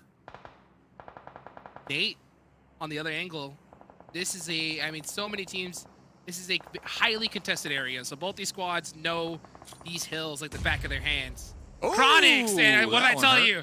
I told you. I mean, they know these spots so well and are able to thread the needle with these nades. Beautiful nade from Chronix. Open up things onto Chico. They're going to start tailing it down, looking for the confirm. Did he spot him? Yep, he does. Instead, going for 24K. Pre-fire. Gets caught. That's a nice nade from Nate. Oh, that hurt 24K. And got the confirm. I thought it didn't, but Nate is now pieced up. Where's Quan? Quan and Zuko. Finally now making their approach. Got him! Finally making their approach. There we go. There we go. Getting a little dicey right there. But the support finally able to come in clutch at the right moment, the very last moment. Quan has been holding down SLR for a hot second too, so I'm surprised Quan decided to stay back here for as long as they did. But of course, you got Peekaboo right at your doorstep. You don't want to get backstabbed. That's true. So Quan just making sure that their teammates in the front line, the duo, had enough room to work with when it comes to their behinds right there, I guess you can say. 5 limbs though. This is what the Panthers were looking for. They said, forget about chicken dinners, forget about placement points. We're just looking for some good old team fights here to end week number 2. That way we're feeling good. We're feeling confident in our gun skills moving into week 3. And that right there, that was up against YKG. So if you had to verse a team and win a fight, that's a good team to win up against when we're looking at confidence boosters here, Hot Jukes. Oh, I mean, this was a monster fight for the Panthers, but not only is it a monster fight for the Panthers, it's a monster one for Wall Street Bets, Dave, because YKG went out with 0 points. And they do have a lead, but Wall Street Bets, if they get a chicken dinner here, and they just got heavily blown zone blessed, because, man, that is the best case scenario for them. On this edge, they could soak up a ton of elimination points, but they got to start fragging. They got to start going, Dave. Flip that switch, baby. Yeah. And that's the thing. We haven't seen that from Wall Street Bets. They're not a team that's known to really pop off when it comes to the elims. They favor the placement points. They favor the compounds in the late game, right? So that's where the majority of their points come from. But I agree with you, man. If they just get that chicken, that's 10 points. If they get like 10 elims, that's another 10 points. Boom. They're right there. They're right there in the running for that second place. Who would have guessed? They're going to have Angry Amateurs not too far from them. And Skills of Mine. Two teams that some would say might be considered a feeder team. So Wall Street Bets do have some juicy chicken tenders not too far from them. Oh, you know what, though? SLR is not a feeder team. SLR is not a feeder team on Sanhok, right? Usually. Unfortunately, they have 3 players down now, so there's only 1 up for them. But I'll tell you what, Angry Amateurs, we've seen signs of life from the squad. Definitely not somebody you want to just push up on all willy-nilly. Got to definitely go into it with a plan. I'm pushing willy-nilly. I'll tell you one player you don't want to push willy-nilly on is Anying. He is anti-willy-nilly. True. But Angry Amateurs and Skills of Mine, I'm willy-nillying it up all day if I'm Wall Street Bets, especially knowing the fact, like you said, YKG being taken out. This opens up the door. The opportunity is there. The risk versus reward. The reward is a lot higher now with YKG being knocked out with 0 points. If you 100%. are looking at Wall Street Bets here this game. Let's see what Wall the Street game Bets, plan is. they're getting close to Skills of Mine. This giant boulder, cliff, Common boulder. right smack in the middle of the two teams. Golden Eagles on the hilltop as well. Golden Eagles have been doing really good here tonight, Hot Juke. So Wall Street Bets, they need to be cautious on which direction they opt to push here. They have been flying. Uh-oh, Exotic's gonna drive on over to the squad mate. And it looks like he will be able to make it safely, so good for him. Scout till you get shot, right? Then you know, hey, there's a team over there. That is right. I did my job. I did my job. So those shots from Skills of Mind onto Wall Street Bets, that is going to alert wanted vigilantes who were right behind Skills of Mind. Now they're going to be opting to go into Camp Bravo. Next zone pops. That's it. So Wall Street Bets, what are you thinking here, Out Jukes? Oh, Wall Street Bets, I mean, they're very fortunate to be surrounded by the squads that they are. I mean, if they are able to clear this side out with their gun skill, I believe they should be able to, right? The thing is that this is Sanhok. They got to start pushing now, you know? There's a certain time where you want to just figure out, oh, let's let the zone decide for us. No. You have to be proactive, and you have to get going. You can see the total points now. If you're Wall Street Bets, you're hunting for eliminations. You got to. Yeah. Golden Eagles, big chillin'. Golden Eagles might have a little skirmish up against Phoenix, and then you can't discount the unpredictable rotations from Angry Amateurs also down here that will be mixing up things between Golden Eagles and Wall Street Bets. So I definitely see the Angry Amateurs kind of being that deciding factor on who walks away alive just because of the unpredictability from this team. One already down from Wall Street Bets. We saw back there. He sure did. Oh my gosh, Trixie Boy with a dangerous rotation. These blind rotations, I tell you what, never work. They never work, and I mean never. Trixie proving that to be true. Let's see what the rest of Skills of Mine's gonna do. This is an absolute minefield. Slimmy going down. Rise! Looks like he took out 2 members of Angry Amateurs as they were on a vehicle rotation. Ayuya. Spots fishy. Patient. So patient. Dong on the grass. Dave, watch out. Yeah. Dong on the grass right there. Faye as well.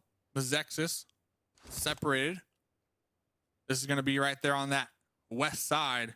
I'm looking at Wall Street Bets, though. I want to see Wall Street Bets. Yeah. Wall Street Bets are just getting pieced up right now. You got Angry Amateurs right behind them. You got the Golden Eagles right ahead of them. There it is. They're out here in the open. Couple smokes. Couple shots getting rung out right now from the Golden Eagles. That's a good nade. They're in a pinch. They already lost D as well. One of the star players when it comes to the fragging ability here on the squad. D is a monster. I saw him in the chat a little earlier. I mean, this dude has been popping off. Beowulf has this nade. Has to be perfectly cooked. Oh, it's actually it actually wasn't a nade. It was a stun grenade. And Beowulf gets stunned himself real good. Wall Street Bets have to push up this hill. Just full send it, clear the side out, and then focus on the next zone, which is just about to pop. And it goes off of them. So Wall Street Bets need to be literally full send running, nonstop. Here they go. Don't stop it now. Don't stop it now. You got that knock on a Beowulf. Baby Tang going for that lean peek with the UMP, pulling back to the next boulder. Oh no, man, on fire right now. It's getting kind of chaotic, especially with the pressure from the blue zone, right? That's going to start to kind of factor into their decision making here. Yeah, it's 21 seconds left on the clock. Kubi decided to go ahead towards the right, and unfortunately, it is just not looking good. So Rise is going to catch probably Ronnie here in the next couple seconds. Being at the end of the zone. Nice shot there from Kubi to get a nice confirmation point. That's going to open up this lane to find a pathway. Oh, he found a car. Lucky Bugatti. And a car. And a Bugatti right there. Not going to use it. Looks like the Golden Eagle is actually on the hunt. The duo is still alive. Rise and Baby Tang on the hunt right behind the duo from Wall Street Bets. Not going to let that one slide anytime soon. Question is, which team will have the most eliminations? Dave, who are you feeling? My eyes are on the Panthers. If they're going to do it, it has to be now. They got 6 eliminations. They have the zone in their hand. If they throw this, Dave, all is lost. All is lost, but not the case for Wall Street Bets. Both players able to find a compound right there on the edge. They're able to heal up, reset, and now they're in the position to gatekeep the duo from Golden Eagles. Golden Eagles still struggling to make their approach. We all picked the Panthers. Let's see, though. The Panthers still looking healthy. 60 limbs to go, but they need to watch out for BOPE. And the DBS here. Oh, my goodness. Will be taking down one to confirm onto the IGL Chronics. Losing players way too easy. Oh, another misplay there from the Panthers. Quan eating up a lot of that nade. Next zone about to pop. Hyro has that nade locked and loaded. That might just be good. It is. Wow. We all pick them. We all curse them. Oh. The team in dead last taking out the Panthers right now. Oh my gosh, and just a ridiculous split. If they just all stuck in this spot, they could have definitely had Nate with a beautiful lay down there. And now BOPE looking to close things onto the Panthers. Nice pressure fire. That's gonna force Nate down. And now it's BOPE's chance to shine. I mean, they have a lot of players up here. They can definitely make this side of the zone happen. Yeah, well, they're going to need to do a lot more than shining. They're going to need to become a supernova in this lobby to impress a couple people. But Nate is going to have their back against the wall as BOPE attempts to make the push uphill. While all this was unfolding, Wall Street Bets were able to take out the Golden Eagles for a couple more points on the board. But Nate holding back BOPE right now. But for how long? Yeah, it's over. That's a Molotov right into your house. Nate's gonna throw a couple more nades, trying to just open something up. Gonna have to hit that lay down soon. I don't think he even, he doesn't even sense Hyro coming from the side there. Ooh, Wall Street Bets onto Skills of Mind. Skills of Mind trying to backstab him. Looks like Peralta from MEZEXIS getting a taste of the action onto Wall Street Bets. Only one Wall player Street up. Bets down to just one. They have 6 elims though. How is BOPE playing this so slow too? That is mind-blowing with their position. They have to know there's only one, possibly 2 players of the Panthers up. The information that they have. And playing it very, very slow. That's going to allow a lot of these teams a lot of room to breathe here. Mm-hmm. Not Wall Street Bets, though. Down to just a solo, snaking it out in the grass. Diamonds, though, tossing a grenade right there onto MEZEXIS. Blue zone going to be right on top of them. This is going to allow Kubi some time to breathe from Wall Street Bets, the solo players. Look at this. BOPE still hunting down Nate. Took him a hot minute, but they're able to get the elim after all. Now they're starting to look inside of the zone. So, yeah, BOPE did it a little later, but, hey, better late than never. Mm-hmm. Let's see.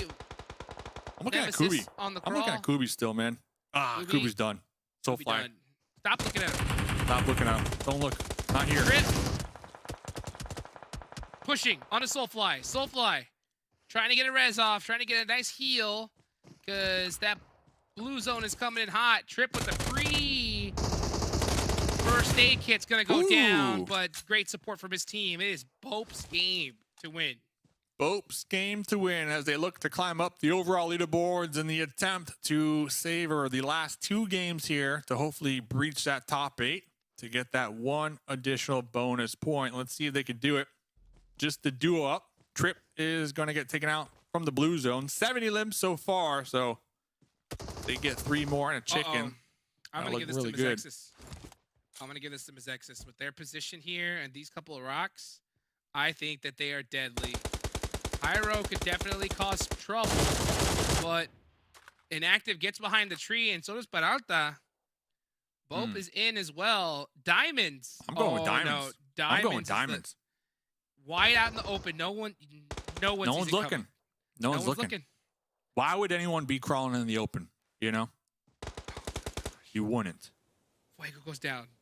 That's it. MEZEXIS. From Diamonds. Diamonds got him. Diamonds. Oh, that was Diamonds. Diamonds got him. But I'll take one for the toes. Oh my gosh, Diamonds the got blue him both. zone. Dude, MEZEXIS aren't even looking over here. Diamonds is going to be popping up after hearing those shots earlier on. UMP Diamonds. in hand, 29 bullets. FPP right there with the pre-fire. Almost connecting onto inactive, but the shotguns, the 2v1. Just too strong for Diamonds. Regardless, Diamonds with 2 additional points as the solo in the grass. Give them their flowers. But winner, winner, chicken dinner here, Hot Jukes. Who's Great it go game. to? Who's it go to, my man? They got It it. is all about MEZEXIS right there. That is how you get it done, folks. I mean, BOPE, I thought that they could have possibly had that game there, but definitely took a lot of time, you know, before they pushed it onto Nate. And that really opened the door for a lot of squads to just push up willy-nilly, as we like to say. And Willy-nilly. they were able to take that dub. The key word of this Sanhok map was willy-nilly. How many times did we say it? About 10 times. But I'm really curious to see how many points WALLSTREETBETS were able to acquire as they kind of play that catch-up up with YKG. So I'm looking forward to the boys at the desk breaking that one down, because that second place spot is getting awfully tight. So we'll be right back. Don't go anywhere. More action coming up after the break.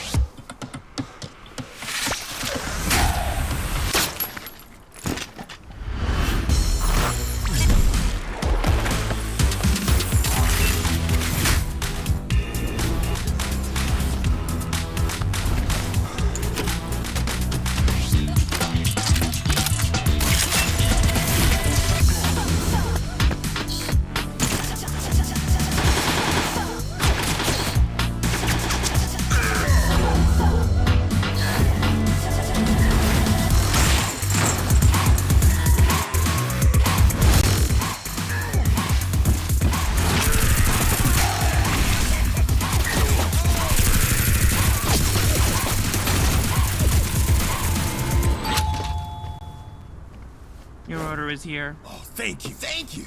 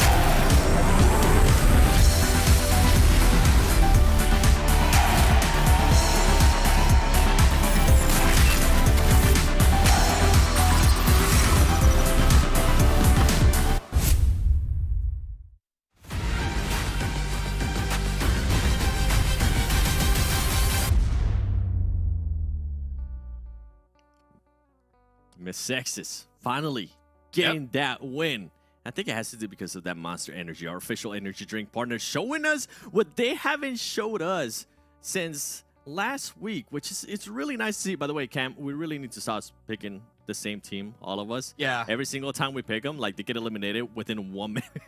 Yeah, yeah. And It's a curse. For MEZEXIS, don't forget they had a win yesterday as well. They just also had a lot of losses too. So, Yeah. but this is really good for them. And when we're talking about teams that are trying to get those bonus points, MEZEXIS ended in 4th place last week, and right now they're actually not that far from repeating that spot again. They're sneaking up. Okay, MEZEXIS. Yeah. All right. I respect it. By the way, BOPE, a team that definitely needed points, being able to get 13 points, that is great for them. Phoenix Esports NA as well with those 11 points. And then I'm going to go down the list a little bit more. I'm going to go to WALLSTREETBETS because you heard the casters talk about it too. With YKG, as we go towards the second page, getting, what was it? Yeah, that's right, 0 points. WALLSTREETBETS is going to be able to close up on that gap, and that's going to be massive going into the last match. Yeah, it's still like a 15-point gap. Yep. But that's It's really doable. doable. That's really doable. Get a podium position, get a good number of eliminations. It's definitely an option, and WALLSTREETBETS should know that going into this final match. By the way, some teams that won't be happy with that performance in the last match, even though it is Sanhok, okay? Skills of Mine, just 2 points. Puppeteer, just 2 points. Especially with what we saw one of Vigilantes being able to do there. I feel like they needed to take chance of what they needed to do, especially to set themselves up there. Those are 2 teams that are just trying to fight for those extra bonus points. Their first bonus points ever. MEZEXIS is putting up 2,000 damage with 8 Illims, Cam. Yeah, it actually looks better for the Panthers, and even better for BOPE with the damage to elimination conversion in there.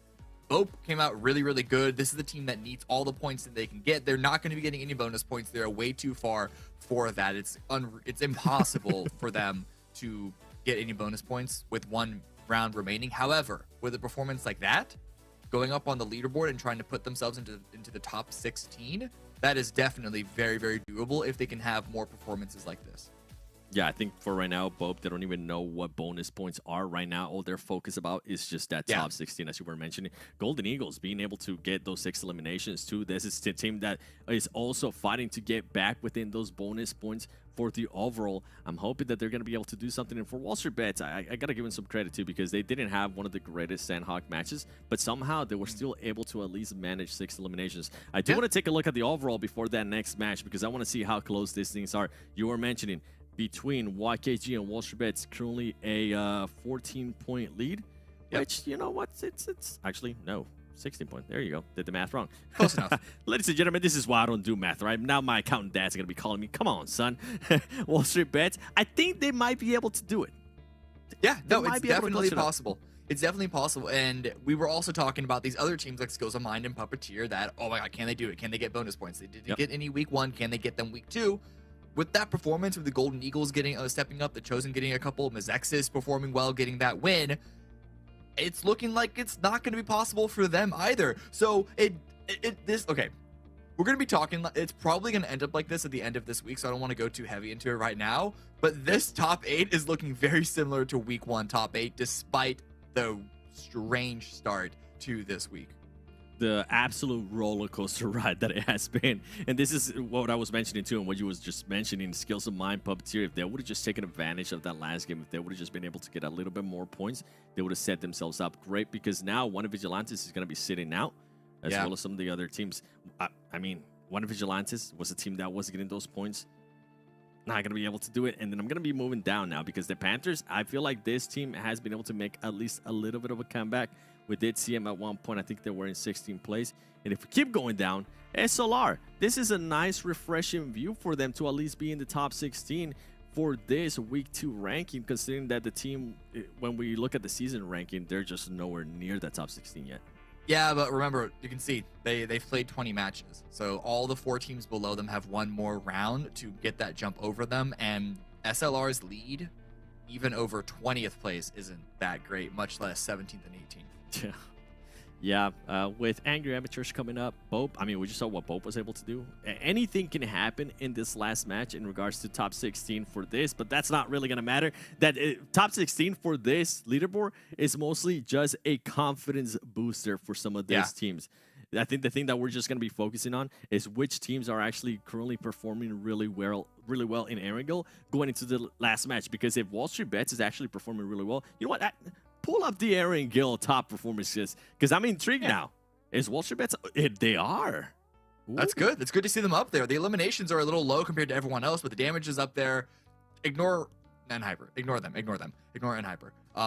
Actually, the best thing for a team like WALLSTREETBETS, or even for Dope and Golden, who will be trying to use this final round to make their position in the top 8 even higher, is that N-Hyper just, I don't want to say give up, but, you know, don't really try so hard this round, because they're in the lead. They're going to win. It doesn't really matter. So for these other teams, you better hope that they don't try and get as many eliminations as possible, because it leaves more opportunities and more points on the board for you to pick up.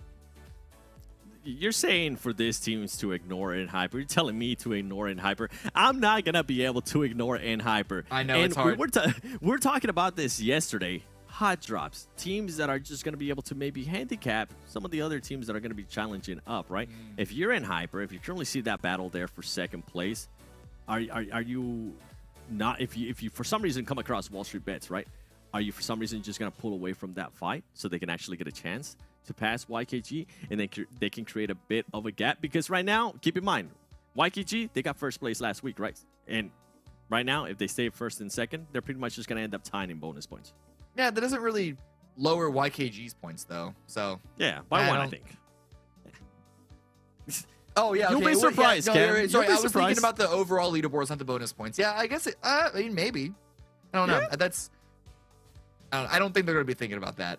These are mortal problems. Immortals don't consider these. You know what N-Hyper needs to do? What some of the other teams are going to be wishing N-Hyper does? N-Hyper, just move away from the zone. Do what you did in the last Erangel. Yeah, yeah.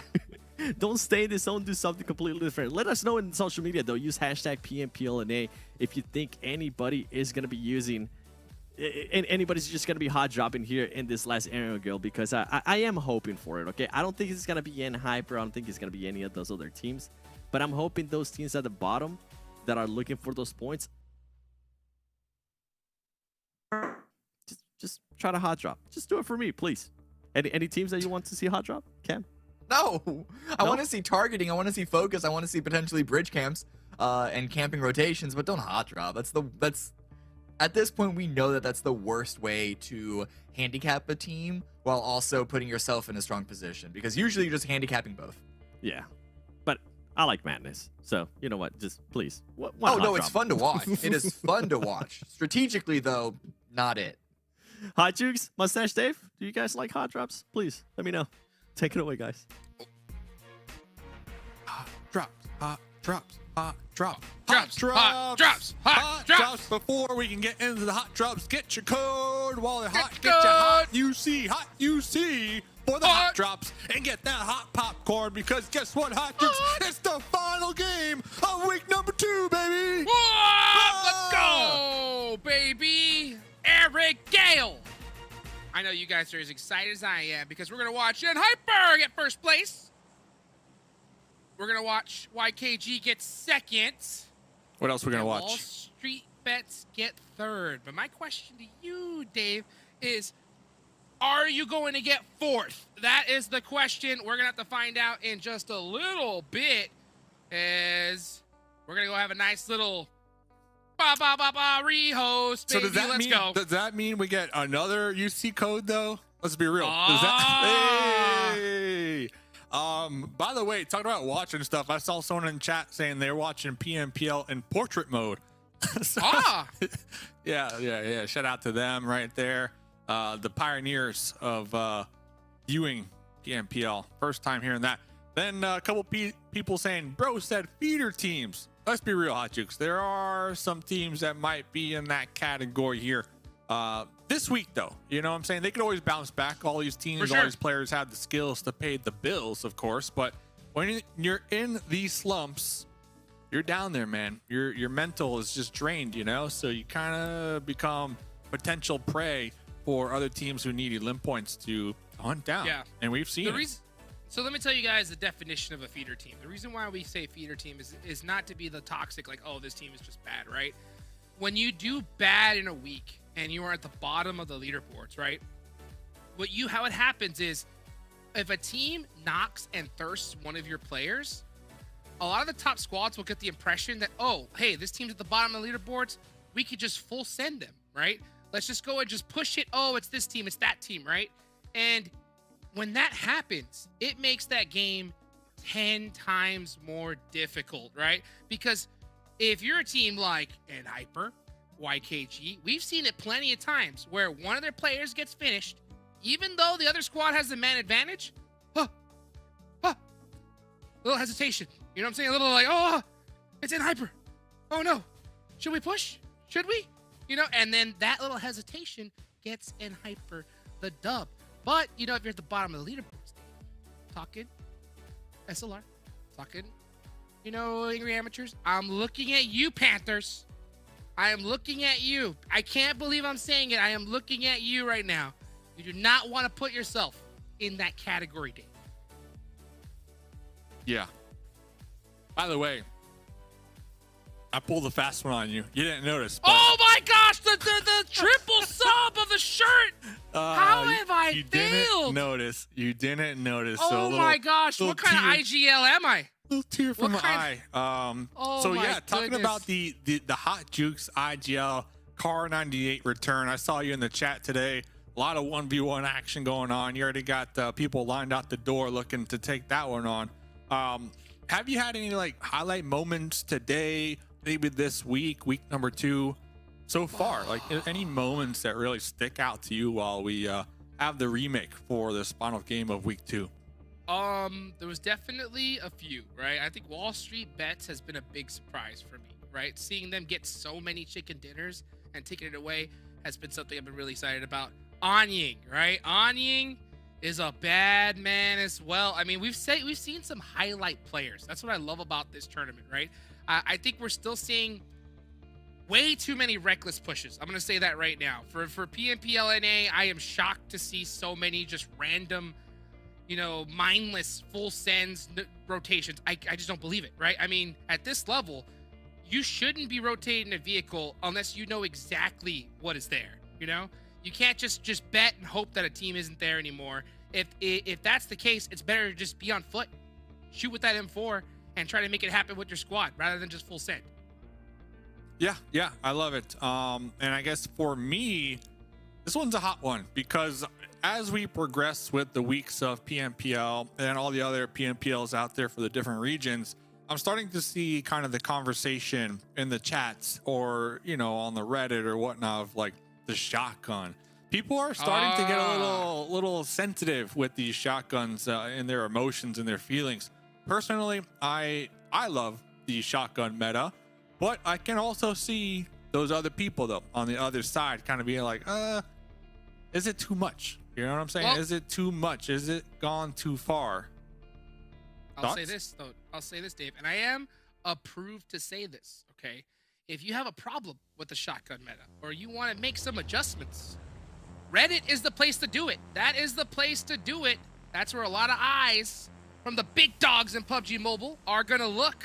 And with enough noise, you never know what'll happen, Dave. But it's time to make some more noise, as there's not another UC code, but it's the last game of the day. Another UC. Come on. Give the people what they want. All right? Listen, I'm about to go to Reddit and be like, what happened to my more UC with the remake?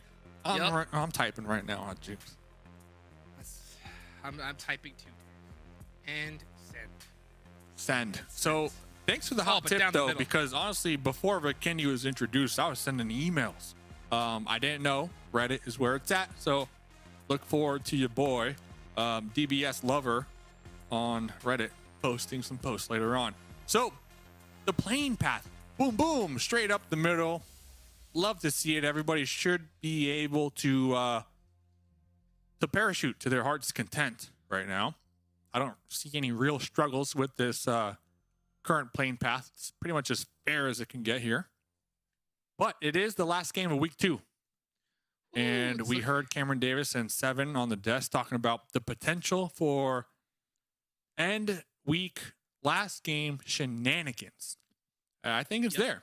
I think teams might be thinking what we're thinking, especially with circle number 1, to Oh my god. get involved early on here, Hot Jukes, to maybe hot drop, to maybe get into a fight. I mean, I Early think on.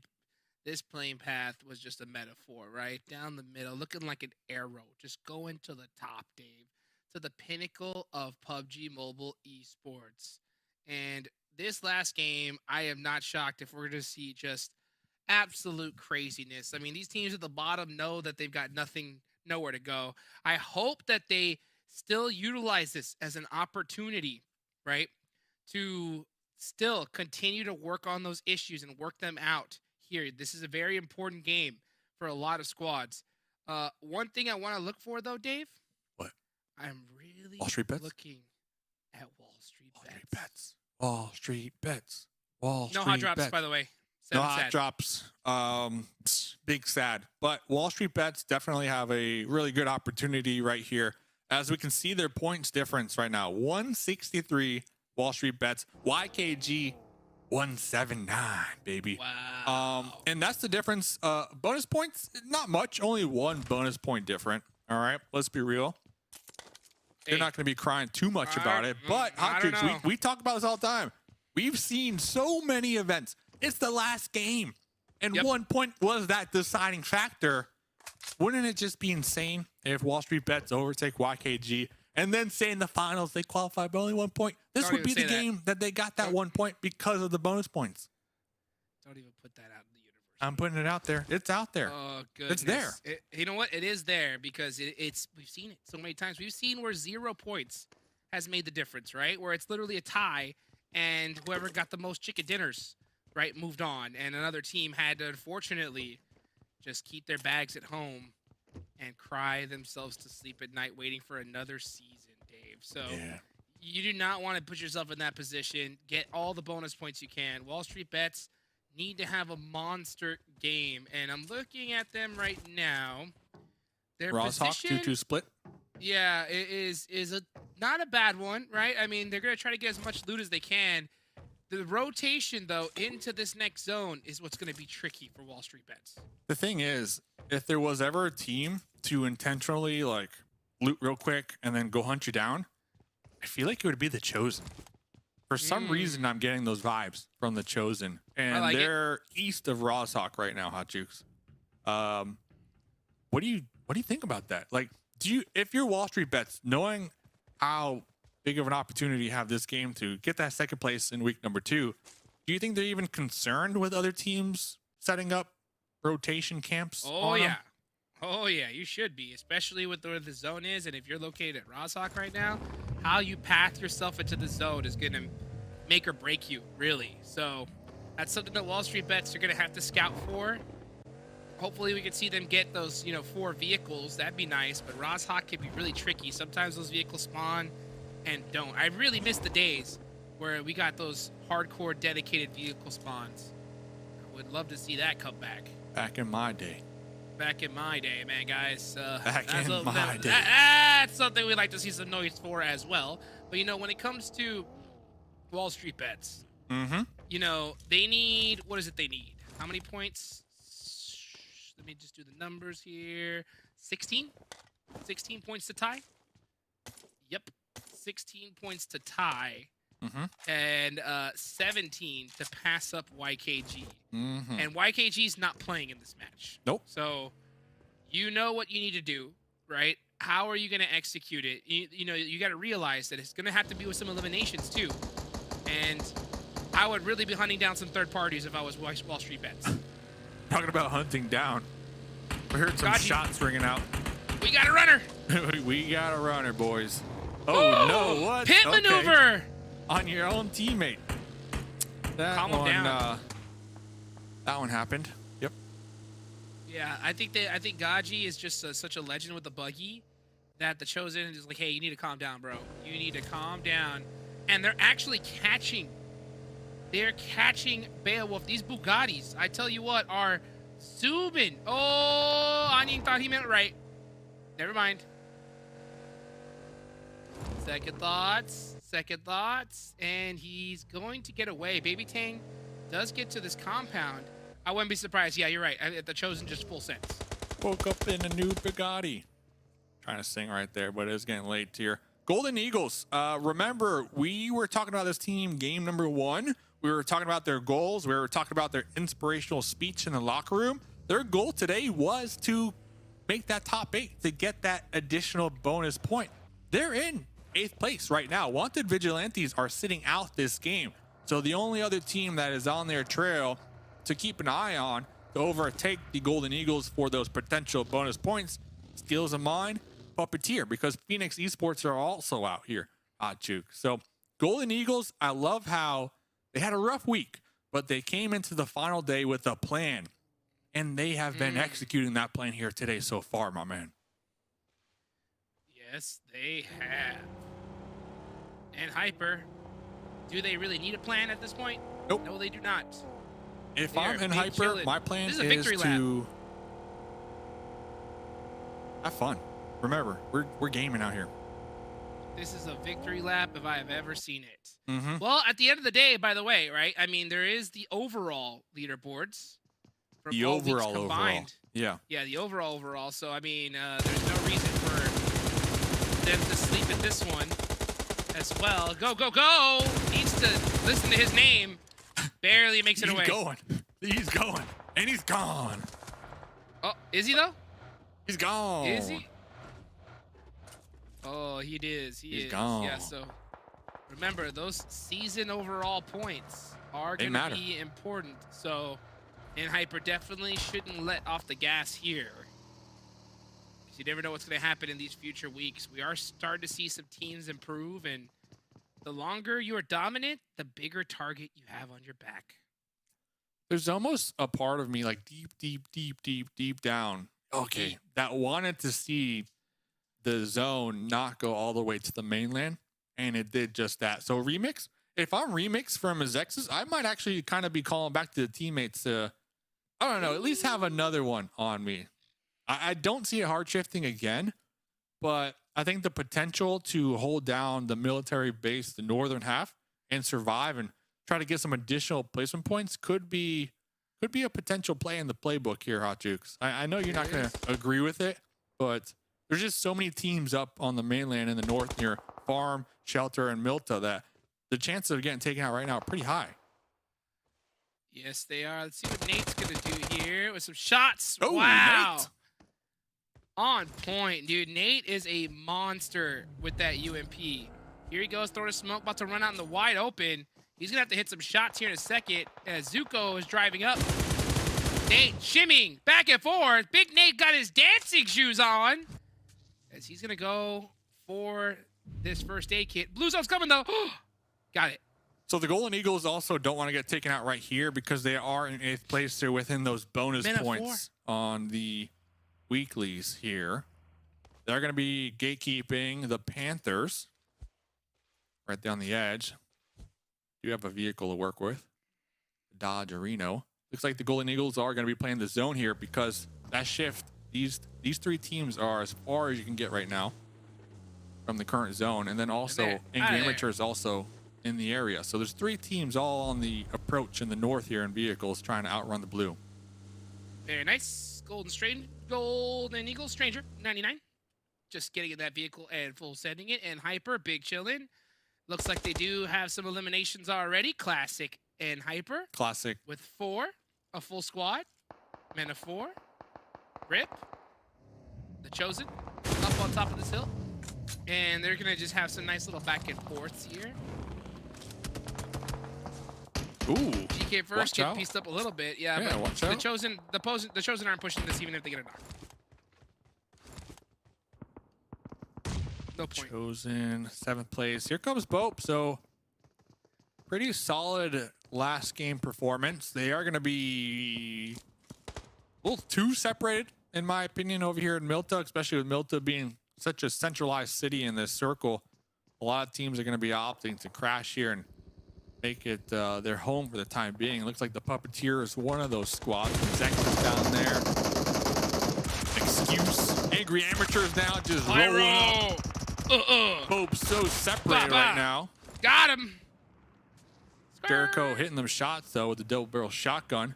Angry Amateurs, 2 of them surviving, just cruising on right by. No support needed. They're getting shot we're from gonna chill out. excuse.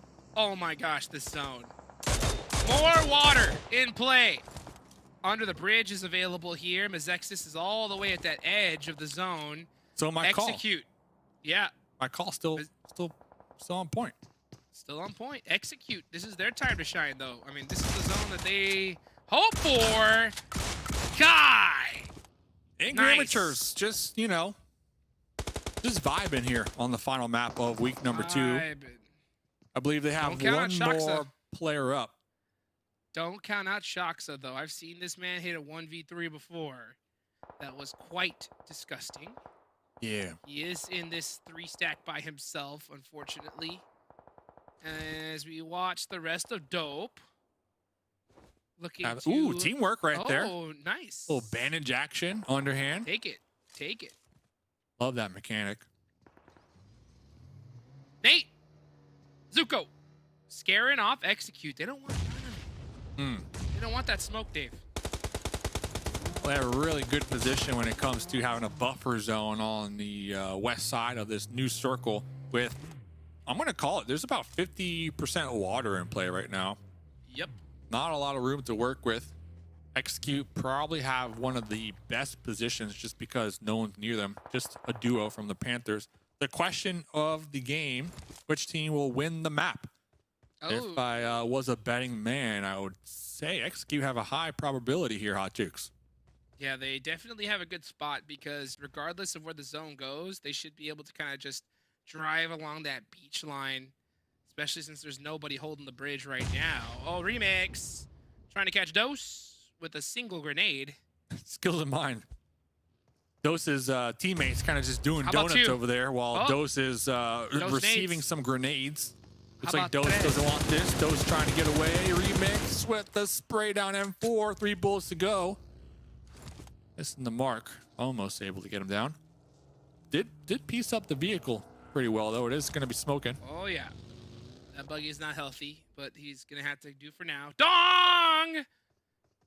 At the bottom of Milta. No hacks up on top. He's got Faye. And they're going to try to hold this down. No hacks in a 1v2 situation. Squad, where you at? BOPE, where are you at? No hacks is screaming, saying, they're on me, come help me. Fuego saying, no, sir. Good luck. Bizone. The Bizone. So Dong did start this week with a highlight play. Remember the solo play with the Uzi. Let's see if Dong can end the week with another solo highlightable moment here. Faye was able to get one, but immediately taken down from behind. The Legends M4 across the field. Tagging and bagging them. Dong about 50% HP right now. Stuck in a hard place. Talking about a hard place. Next circle pops. It's out there to the west side. Hot Jukes. Bam! Guess who's happy? Execute. Big happy right now. Execute. All the teams in Milta, though, is going to be a bloodbath, man. It sure is. Let's see what Trick could do as they're trying to gatekeep skills of mine. They need to full push this. Yeah, just push it. 27 seconds left on the clock. This is one of those moments, right, where do you want to wait for them to move, or do you have to full send, get this done, so that way you can get into the next zone? That is the case. Be decisive, MEZEXIS. Yeah, just a mess over here. You got the Chosen over here. You got MEZEXIS. You got Skills of Mine. You just got Dong over there holding it down up against K19. So regardless if MEZEXIS win this engagement, it's a pick from downtown M16. Don't you touch my teammate, said Sup Pig. Who you punching, son? Punch your way yourself to the lobby. As Sup Pig. Nice clutch play there. MEZEXIS now finally leaving this fight. They're going to have to do a blind rotation all up into this next zone. Oh, and it looks like Dong hopping in the Lambo. And he's out of there. We out of here. Let's avoid the sight lines from MEZEXIS. Setting up a camp. Oh. Nope, get out of here. Get out. Oh, we're chasing them down. We're pulling them over. Dong. You can't drive on the beach. Hello. Lambo, driving skills. They have MEZEXIS squad mates right behind them that I don't think they're accounting for. Nope, but they have to push this on a remix. If MEZEXIS times this perfectly, it should be fine. But remix, he's blind! Can't see nothing! Oh, Faye's in trouble, though. Faye, he's focusing too many different angles. Oh, he caught Trick! Ah, gets finished, though. Dude. MEZEXIS eliminating Puppeteer. Too thirsty. We were chasing our remix right there. We just totally disregarded that they might have a teammates or a squad right behind them. Very hungry right there. So looking at the beach, looks like Execute currently doing that 2-2 split. They got 2 underneath the bridge, or at least at that gas station. We'll see how that comes into play as Dope Slayers in a little cross-street battle up against BOPE. And then Suppig from behind. So BOPE need to be cautious. Suppig has been hitting them shots with the M16 here tonight. Trip looking for some angles through the window, through the wall. He is playing this very, very sweaty, Dave, as he's trying to find an angle onto Suppig. Gatekeeping this angle, I like that. That's what you should be doing. Focus on the outside of the zone.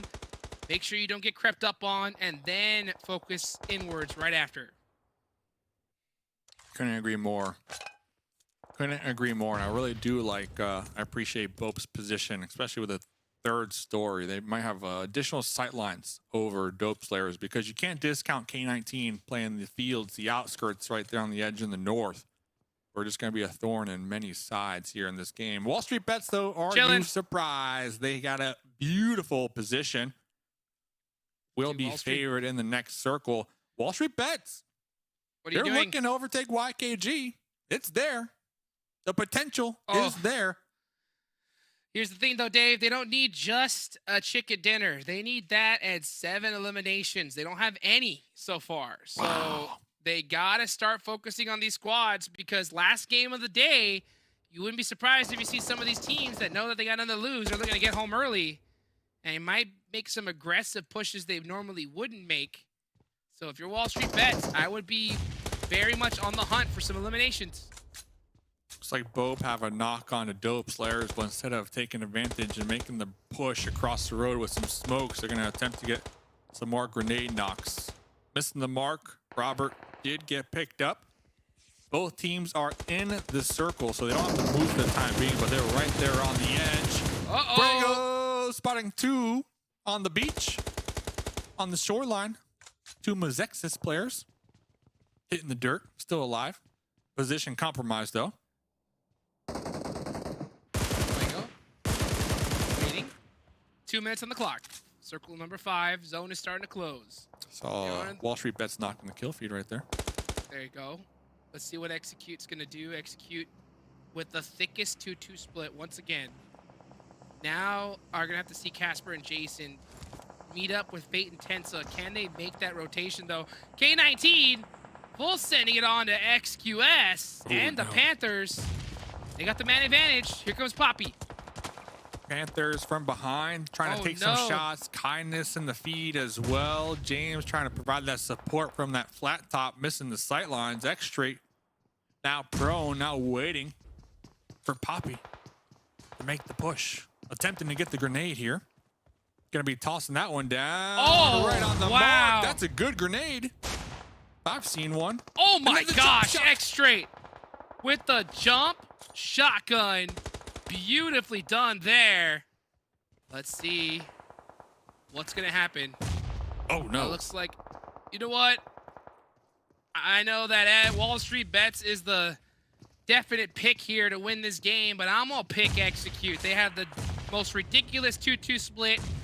And you know what? I'm gonna believe in it, because why not, Dave? That's your team. You've been backing them all evening long. Now's the game to show up or show out here. They should be grouping up here very shortly. Casper and Jason still on the shorelines there.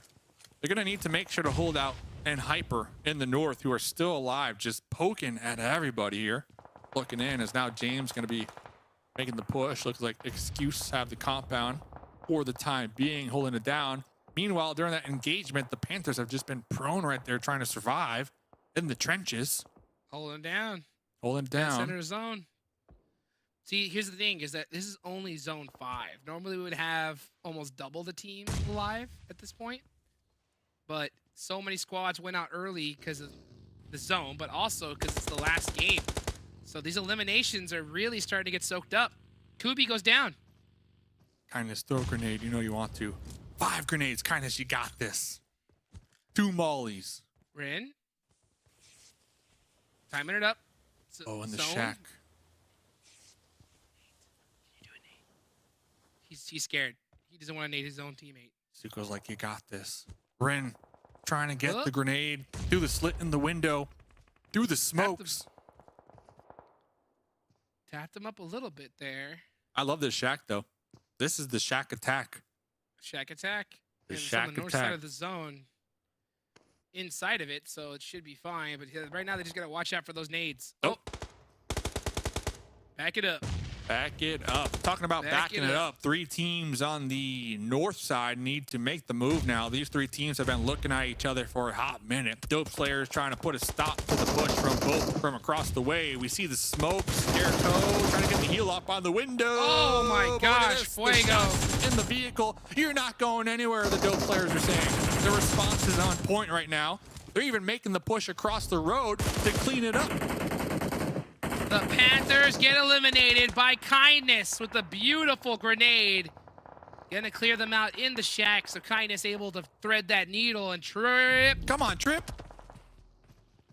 Gotta leave eventually, Confirm buddy. it. Oh, gotta confirm. Jumping Oh, trip! out. Trip's In the still open. alive. Oh, that shot helped keep Trip alive a little bit longer here. Trip Let's take a look. should be Tensa. dead, though. Tensa catches Kindness. Clown catches Trip. So that is BOPE eliminated. Excuse. With 3 players up, have a dominant position. Wall Street Bets still have not made any noise at all, Dave. Only 1 elimination. That hurts. That hurts. Still a couple more teams on the board. A couple more points to be had, of course. Wall Street Bets definitely setting up for that winner wearing chicken dinner. They got a couple squad mates on the high ground on that flat top from Excuse. Going to be looking through one of these windows. And Hyper are still in the north. Have a little baby hill and a tree blocking those sight lines. But right now, it's just all about the intel. All about the intel, but it's also all about the eliminations right now. You need them. You should be looking at the lobby with 4 up. That's not a lot of teams left. You need a total of 7 and the dinner, and the dinner isn't guaranteed. So if you're on Wall Street Bets, I am looking to get active, but from this spot and staying quiet for so long is not going to be easy. Yeah. Really can't see much either from this building. The only things they can really see is the hilltops, and they're going to need to wait for their opponents to crest over that hill to see them, because this building is somewhat sunken in into the terrain here. Execute still with that juicy It's a 2-2 split. silence of the chicken, Dave. We're gonna hear some barking though in just a few seconds. Zone goes more south. Execute, get blessed in the situation. Still rocking that 2-2 split with Fate and Tensa holding down the gas station. Sure, we'll see Casper and team reach up to the rest of the squad as Excuse is now trying to find a way in, and I think the only way in is through the field behind those hay bales.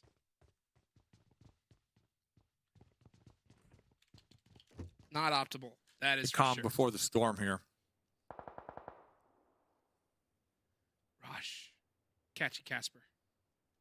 On the rotation. That hurts.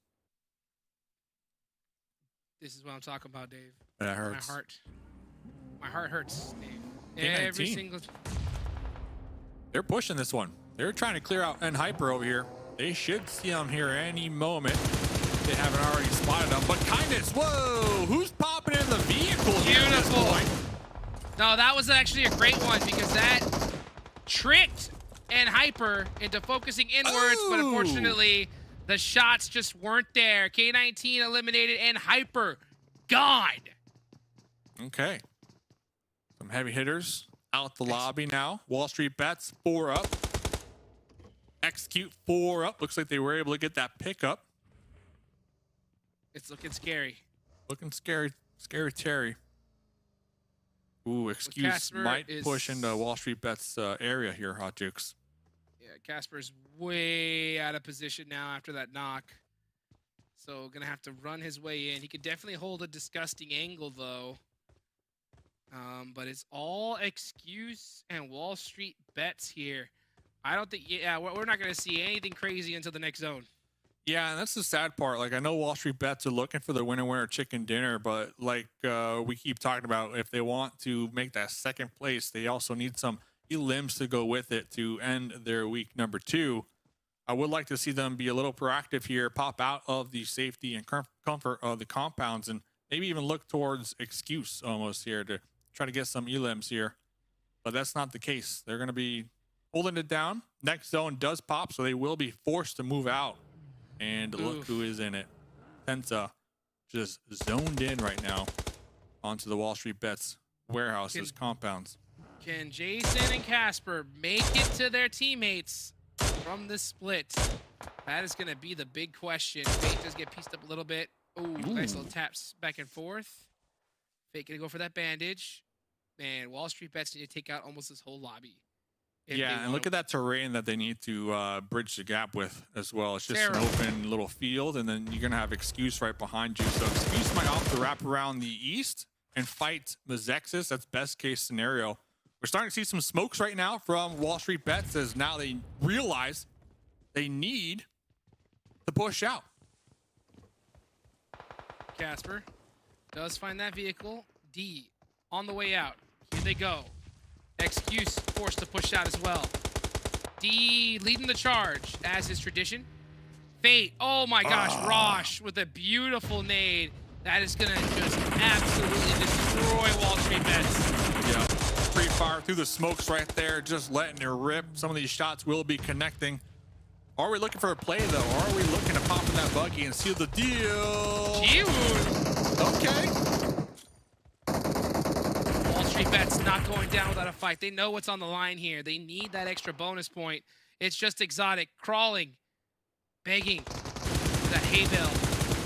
The sweet, sweet hay bale. Providing just a little bit of cover, but that's not going to be enough. So Wall Street Bets done. Unable to get it done. MEZEXIS big chilling in the back. It's Execute's game to win. Sure is, and I believe you have this team pegged to win the final game of week number 2. They were holding down the juiciest of splits. Now they're going to be playing grouped up, close together, as Jason trying to bridge the gap in this field with some smokes, trying to get within grenade range here. But Remix looking for that backstab. Tensa is going to need to be aware of the shoreline here, because Remix trying to play spoiler right now, Hot Jukes. Execute just have to do what Execute does. Just focus on one team at a time, and this should be an easy dub from them. Beautiful use of utility onto Excuse. There, done, confirmed. Focus on the other side. This is what we've been waiting to see.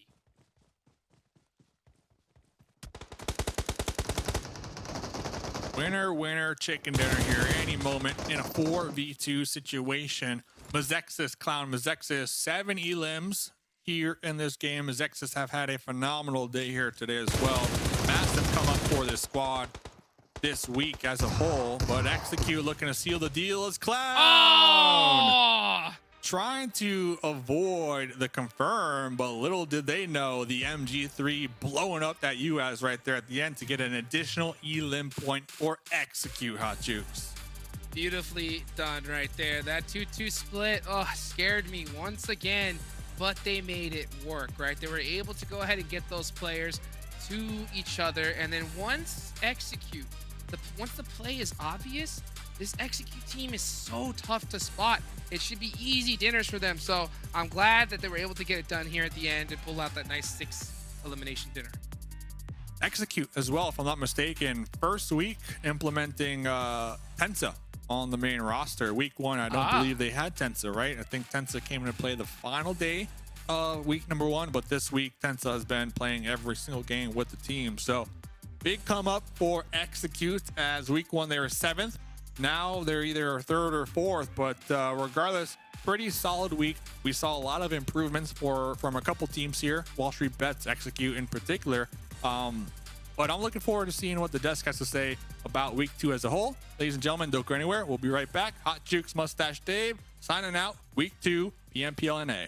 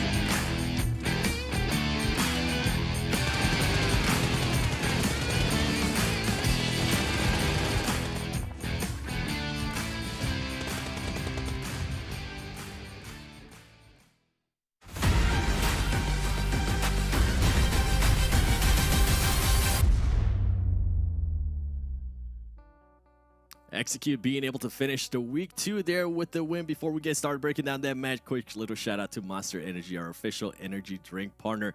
It was going to be between Wall Street Bets or Execute. Yeah. Sorry, hold on. Unleash the beast. Unleash the beast, Cam. Go. I'm not. No, you get that one. You get that one. I'm not doing it again. Oh man, I was hoping. I'm gonna have to go back, clip it, and then tweet it out. Execute there with those 16 points, and then Wall Street Bets.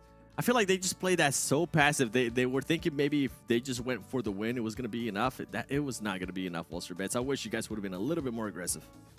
Yeah, I get that. It was a hard sell. It did seem that there was a little bit of nerves going in towards the end. I don't mind how they were playing it passive throughout the mid game and even a little bit of like towards the end game. But yeah, they moved out of that compound a little bit too late. I would have liked to see them try and take some space. The problem is Execute were down on that coast for quite a while. And so that alone could have just been all that it took to keep Wall Street Bets sort of relegated inside, and because of that they only get 6 points overall. A lot of other teams were fighting through this. Look at the amount of elimination points at the top. Even like Hyper got 9, Excuse got 6, K19 7, MEZEXIS 7. Yeah, I feel like the even MEZEXIS 13 points there. I feel like that might be huge for them, just pushing them up. But that leaderboard, you were talking about it earlier, right after they got that win in Sanhok, how they were going to be able to perform too if they continue on that trend, just get those extra bonus points for a team. That's huge considering that they didn't start the week off the way we expect them to. Yeah, exactly. And so just looking at this, the teams that were saying had an opportunity to overtake the teams in front of them, like Puppeteers goes to mind, couldn't do it. Golden Eagles, they were just able to hold on to their 8th place despite only getting 1 point themselves. There really wasn't a lot of movement after this final game, and granted, it's the 25th match. Everyone has played 20 at this point, so that just means that the amount of points that are in on the leaderboard so far means that you generally need a massive game to do any sort of like some teams overtaking each other at the final lap. But I want to see what the weekly overall is looking like. Yeah, that's what I'm intrigued to see too. We already know who's gonna be at the top, right? There's no way that anybody was gonna touch Hyper. Oh, 10 points. Nice points. What? Look at that point gap of first. That's the weekly leaderboard. The weekly. And they have, what is that? 63 point gap. That is a 3 points per game gap over 2nd place. I don't think you guys understand how absolutely insane that is. I'm speechless. That is maybe one of the biggest point gaps that we have seen in just 1 week between 1st place and 2nd place. 1st place and 2nd place usually tends to be close, but that is just ridiculous. And we thought last week, right, YKG had a big gap on Hyper. Boy, Hyper was like, we took that personal. Yeah. They are here to play. They are here to party. You cannot give them an inch because they will take a mile. Like YKG, Wall Street Bets, even Execute. They've been playing really, really good this week, especially at the latter half of it.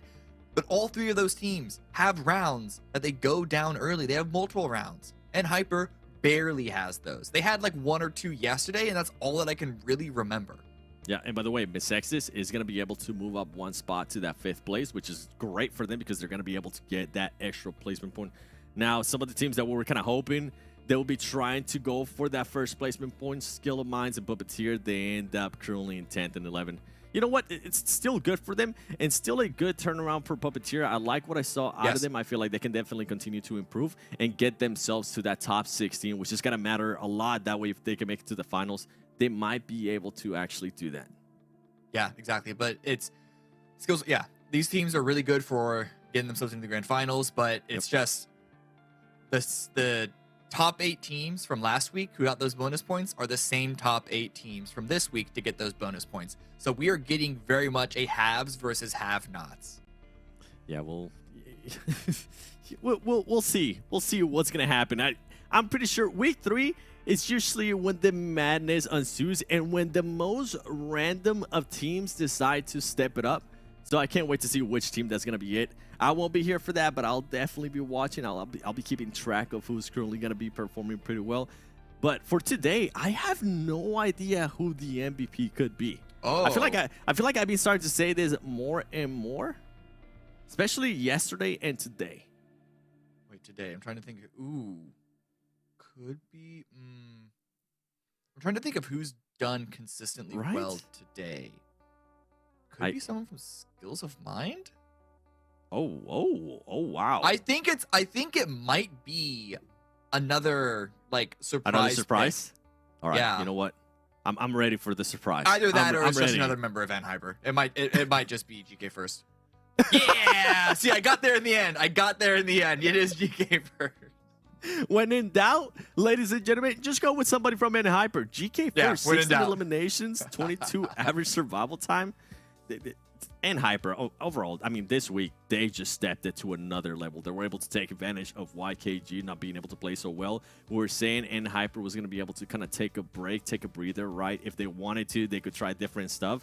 They decided not to do that. They decided to just sharpen the knife, pretty much become better at what they were already doing. There's still some plays, if I'm actually nitpicking here, which I'm about to start, there's some plays here and there that they need to start performing a lot better. I know you're thinking about QZZ. I know you're thinking about some of the stuff that QZZ was doing. I'm thinking of some of the rotations that they did, especially today. Maybe they were just being happy that they were having such a big lead. So I'm gonna leave it to that. Anything you want to say about QZZ, Cam?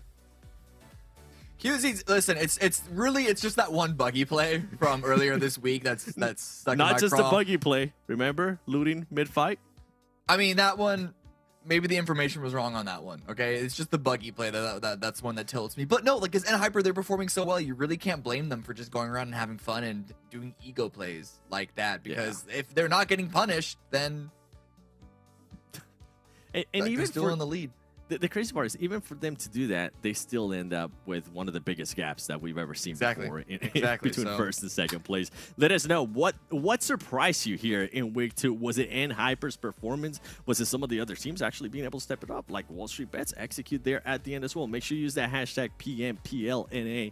Follow us on Instagram, follow us on Twitter, and while you're at it, make sure you enter the giveaway that's on Instagram right now, because you could get a chance at winning that 600 UC. All you have to do is just leave a comment on the post. And I'm still debating if I should do that. Actually, you know what? I'm off it. You told me you weren't. You told me you weren't. Yeah. I just, Let it go. I'm in Let it go, a giving Seven. mood. Okay, I'm in a giving mood. Now we are You're gonna have signing up for something to receive something. That's the opposite of a giving mood. No, because I was gonna double it, so I was gonna turn it to from 600. You could just do your own UC to 600 Ooh. Okay. giveaway. You can do your own giveaway. See if you can get more impressions than the official PUBG Mobile Pro League. I like the way you're Maybe thinking. that's a bad there, idea. Cam. I don't know. Maybe their producers don't like me saying that. Well, don't forget, we are going to be taking a break here tomorrow, but let's show you the calendar. That way you know when we're going to be coming back. April 4th, 5th, we'll be off the 6th, and then we'll be finished off week 3.